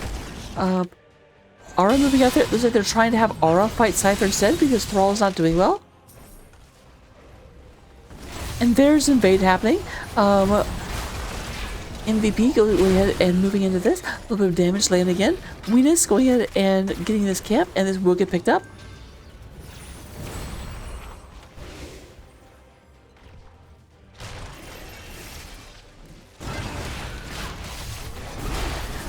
There's Jacer going in. It does X-Strike with this time going to actually escape. However, the X-Strike is wasted and not actually secure any real damage, frankly.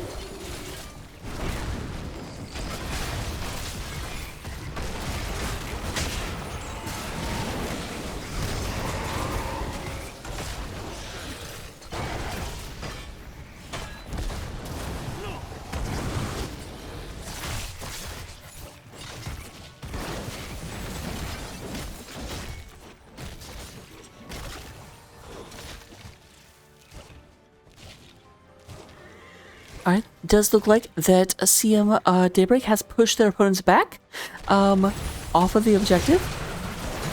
We should have the next point coming in. Cypher got a little bit too big for their britches. Did go in and get caught a little bit, but will actually escape. Never mind.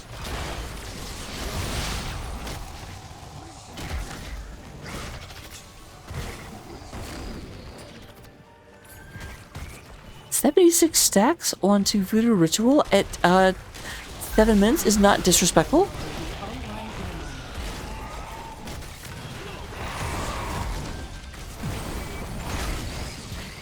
Alright, there's the Unstoppable. She's unstoppable today. To enforce out the Falling Sword. So that will not be available for a bit. And keep in mind, Control Point is coming back up momentarily.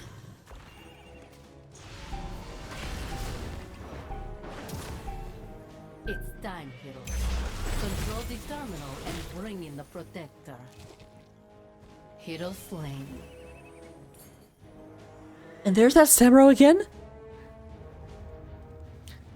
That's the problem. No one can actually stand against Samuro effectively. I mean, they did a very good job banning the Sonya. The Sonya is pretty okay against it.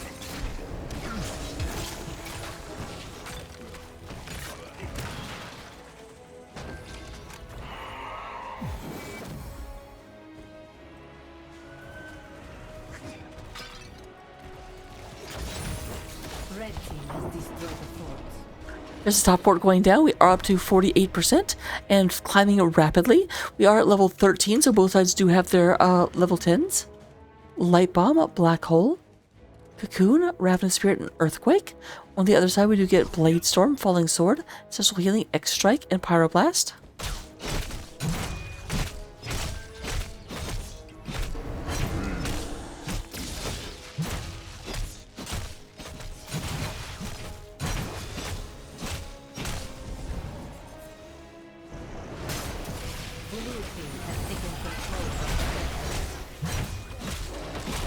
We just don't hug Rackham when Rackham's getting hit by a Pyroblast.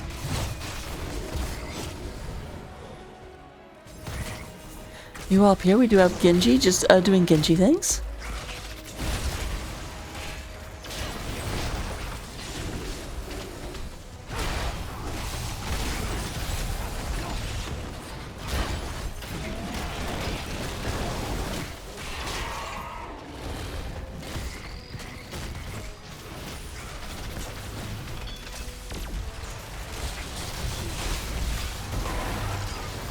Alright, there we have the Slappy Ghost coming in.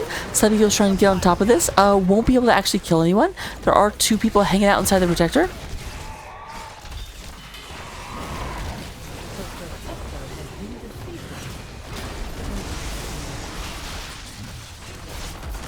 Alright, there's Unstoppable. Unstoppable goes ahead and space that so they can't go in. But there's an Earthquake coming in, and we do have the Falling Sword going in and making sure their allies can get out from the Johanna. There's one Gunnerman.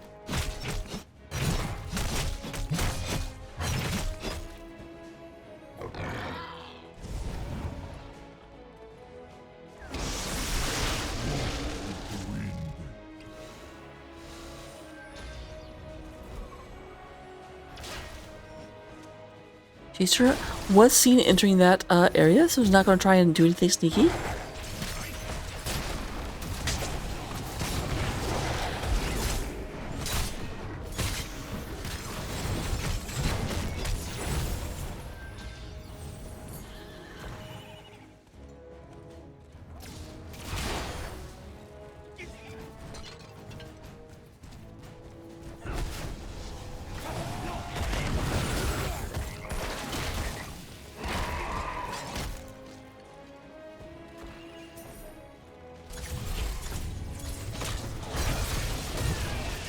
Alright, there's the black hole coming through. Aura does not have a lot of health though. And we do go ahead and have the Genji. Genji trying to get on top of Aura. Aura wants to leave and Aura can't.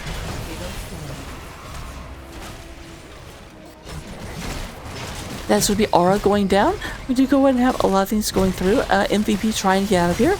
We'll get pulled out by Anduin. And there is a camp pushing top that might get something done.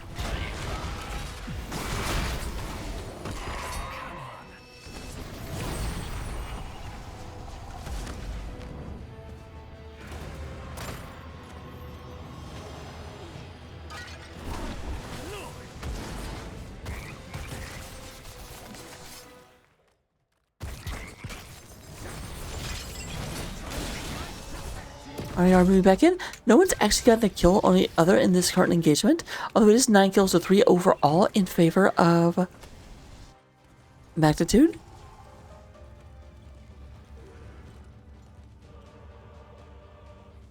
A protector is almost ready. Access its terminal. Sniper is just hanging out. Not gonna try anything though. Just waiting for someone trying to go to the top so they could gank them, but then Thrall went a safe way.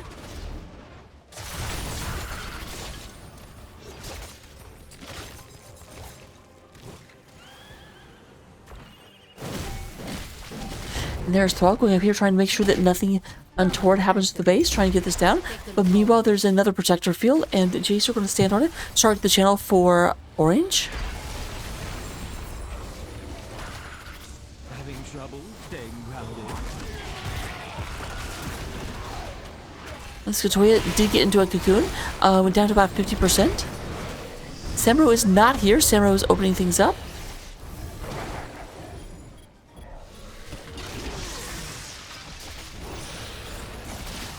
No. I hate the zoom level. I can do that. I thought I was already at that, actually. So we do go now a lot back and forth. Jacer going ahead, trying to get this, and there is Tassler going down. That is both of the DPS being removed from the battle.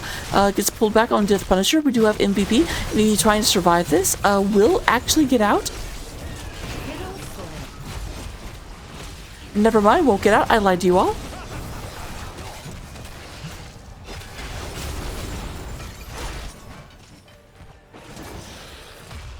Kitty.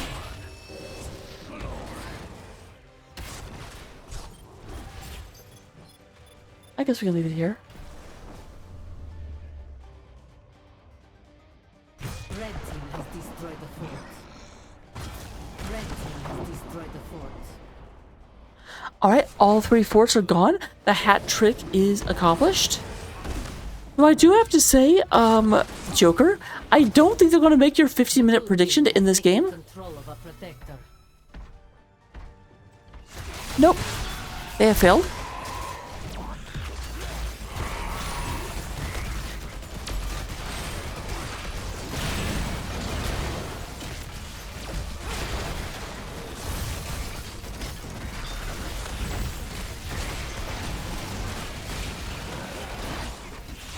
Alright, protector down to about 20%. Latoya going ahead and getting a lot of damage landed. Does go ahead and catch a lightning bolt. Impressive.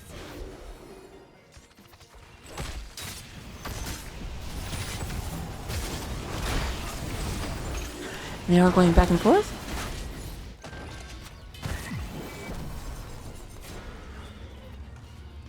So we do go ahead and have the blue team moving up. No protector places come up. They are level 20 as opposed to their opponent's level 18. And this time there's no Sansi Entombed to potentially like be an absolute menace.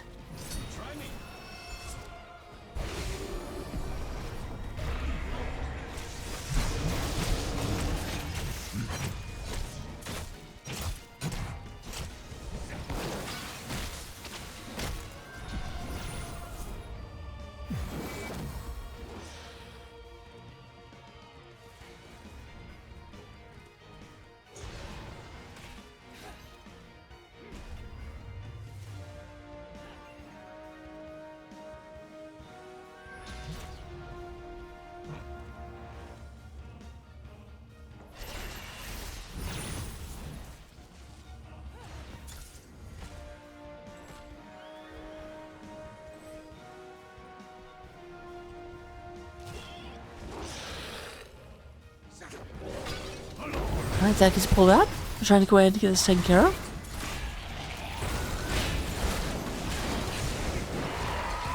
Alright, we do have the Power Blast coming in. Not going to come near killing the MVP. MVP healing up almost immediately. There's Jason coming in. Goes ahead and does the X-Strike. Doesn't actually get anyone killed. There's Zoe coming with the Falling Sword. And Primary Medio, a little bit too aggressive for being, you know, Rhaegar. Like, your chickens in the cocoon do not be in the front line.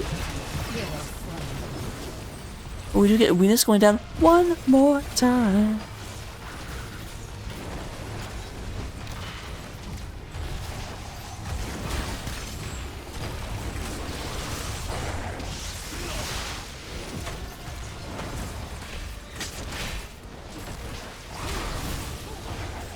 Right, we're almost level 20 on the side of our blue team. Level 20 will change things considerably, but with that, we do have a kill onto the Tassadar, and Cypher actually gets out. Cypher does survive. Root comes out, Lift Katoya taking quite a bit of damage. We do go now have Lifts goes ahead and gets this taken care of.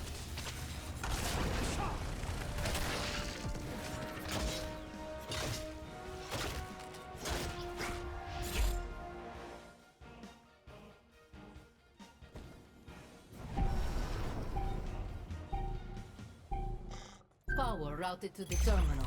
Control it and you can pilot the There is level protector. 20. Vile Infection has been achieved.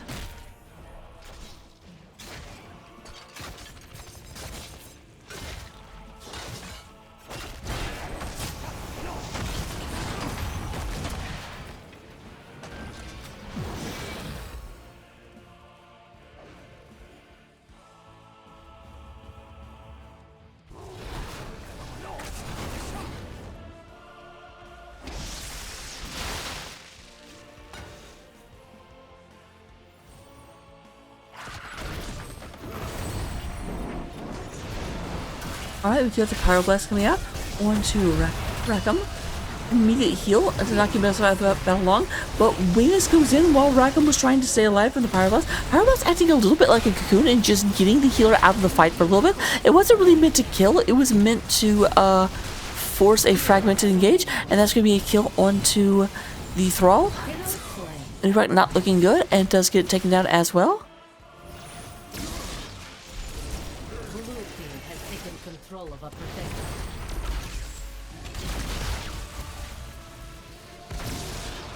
Blue team's core is under attack. Alright, there's the core going down. We don't make the 20-minute mark either. GG is called by the Punisher, but we are at level 20. But I don't think they can come back in time. They've still got 30 seconds. And yep, this just absolutely shredded the core. That is game number 4 and the series going in favor of Magnitude Fault Shift. Let me see if I can get a interview.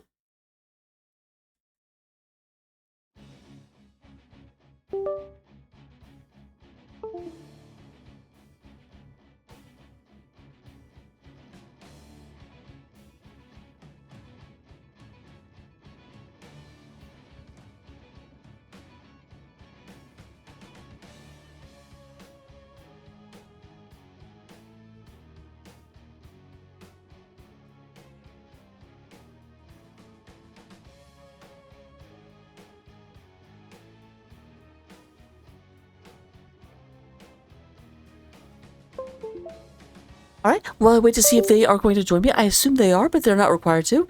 We will go ahead and look at the in-game stats as soon as my mouse comes back. In terms of damage, we do have Kale Thos leading the way, Kotep coming in with 68,000 damage, Liskatuya coming in with 56,000 damage, and Genji with 53,000 damage. Top healing was actually Rhaegar, surprisingly enough, despite the fact of not that much blue damage. 95,000 healing from primary Bedio. Rackham doing 56,000. And with the experience contribution, we have Cypher coming in with 30,000 experience overall. And I don't even know who the other offlaner is to compare them to, because, well, I mean, the other offlaner like kept changing. They kept sending Tassadar or doing quite a bit. Looking at the talents, we do go ahead and get, in terms of talents, What's poppin', B? there we go. I was like, I hope they join soon. I'm running out of things to talk about. Yeah, I made sure to check the NGS server this time. But very much congratulations. How are you guys feeling right now? Pumped, honestly. I think this is their first NGS win for everybody on the team. Well, I mean, you definitely turned it around. Coming in as the 5th place seed, people didn't really expect you to make it through everything, and certainly didn't expect you to 3-0 the first seed and 3-1 the second seed. Believe me, we didn't expect it either. So, I guess I would say, what did you guys change? Because I feel like this was a evolution throughout the course of the season, where you guys did okay at the beginning of the season, but not that great, and then you just kind of turned it on towards the end. So, we've had a few roster changes since the beginning of the season. So we are just playing with different people and different play styles, and we've been able to make practices a lot more consistently than we were at the beginning. So that's helping a lot to get, drills in, team comps in, all that down. Once we got to the semifinals, we realized, hey, we've actually got a shot at this. So we really stepped up our game on scouting. We started going over replays. We started going over VODs for the games that were Twitch, listening to what the casters had to say about the teams, that sort of thing. Very in-depth scouting research on everybody we were playing against. So after all that scouting, were you guys demoralized at all that CM Daybreak took the first match? Because, I mean, you just 3-0'd the first place team, and then second place comes in and wins at least the first game against you? So, I will say that when we were discussing what maps to take, the line of thinking was, okay, if we get map pick, we go to Braxis first, and that's game won already. So it was, yeah, I don't know about demoralizing. Surprising, definitely. But I think our team was able to recover mentally well. You certainly showed things up in later games. And I would also say it definitely felt like Cypher was a very big playmaker in some of the later series. What do you think happened in game one that Cypher kind of got, I won't say outmaneuvered, but it definitely felt like they were doing a better job rotating, and like you never quite knew if you're running into 3 people, 4 people, or 2 people, or 1 person? Yeah. Our comms that game were always, okay, if they have 4 here, we can do this. If they have 5 here, we need to run away as fast as we can. I think that the Sonya has better engage potential on that map because you can leap from outside vision or you can leap from over wall. And we just weren't communicating properly when she went off map and when we needed to retreat, I think. So that led to a lot of those leap, light bomb, black hole wombos. Speaking of light bomb, I definitely did you guys have a certain amount of I guess vengeful karmic comeuppance whenever you took the Tyrael or were able to do the justice light bomb? I will say that the light bomb engages are something that we have practiced a lot through the season, and getting to actually land some of those in an important game felt really good. And then going into this most recent game, recent game seemed like the most comfortable for you. Was there any surprises in the draft as you came into the end, or like your strategy basically seemed to be to have a very engage heavy comp with Johanna, which kind of surprised me, but it worked out. Genji went in, disrupted them a little bit, and then you were just able to kind of run through the team?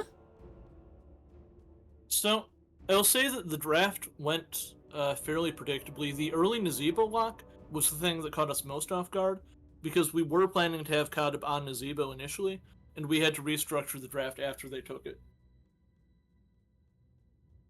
Well, it definitely seemed like it worked out very well. The last question I have, and you may not be able to answer this, I am surprised I don't see Pyroblast a whole lot. Is that a Koteb special, or was it specifically because of what you were running into? That is he prefers it pronounced Kadib, for the record. Oh, He has thank made you. that very clear to me because I mispronounced it constantly for the early parts of the season. Yeah, Pyroblast is kind of a Kadib specialty. He likes to take it because it forces out burst healing or defensive abilities whenever you throw it out. Ask him about it, and that's his reasoning. I like it here in particular because that lets us pick one target anywhere in the fight, backline, frontline, wherever, and have the Genji, Samuro, Pyroblast dump on them to all but guarantee the kill. Well, it definitely works out. And Kadib, how long have you been playing and you never told me this? I'm almost offended. Not really. So, those are the questions I had for you. Let me turn it over to you for any shout-outs you might want to give. All right. I'd like to thank Alba for coaching us early in the season. His advice really helped out when we were struggling with macros, struggling with builds. I would like to give a shout out to the Jaster. Mans has been pining to play Genji all season, but there was never really a good time until now. That triple kill at the beginning was nasty. And I think, finally, I'd like to give a shout out to Punk for letting us play in his organization, letting us make the team there. Really great guy. Magnitude is a really great place. All of you watching should definitely check it out. Not sponsored, by the way. But he's helped us feel welcome there. Really fostered a good sense of community, and I really appreciate that. Not sponsored yet? All right, well, very much congratulations. Grand champions of Division C. So You can't see it, but I'm cheering silently. well, be less silent. Woohoo! Whoa! We did it! There we I go. don't know if that picked up on mic at all. It did. Okay, I'm sorry. No, you're fine. I have a loudness normalizer, but Nice. But yeah, very much congratulations. Look very, very good and back and forth. Like, it obviously, like, the early games definitely felt edge of their seat, could have gone either way, but it also felt like you guys locked in very, very well, and it was good to see. So thank you for the series, thank you for the season, and we'll hope to see you back in season 21. It was my pleasure. Thank you for the cast. Of course. All right. I'm heading back to my team to celebrate. You have a good one. You too. Thank you. All right, and I am going to bed because it is 12:27. I have to be up for work in 6 hours. But thank all of you for being here. I appreciate it. Very good series, very good cast, and then we're back Sunday for the grand finals of Div B. Heroic, maybe the same day. I don't know. I haven't gotten a confirmation about when Heroic is, but we definitely have a little bit more going on and a little bit more coming in. Bye.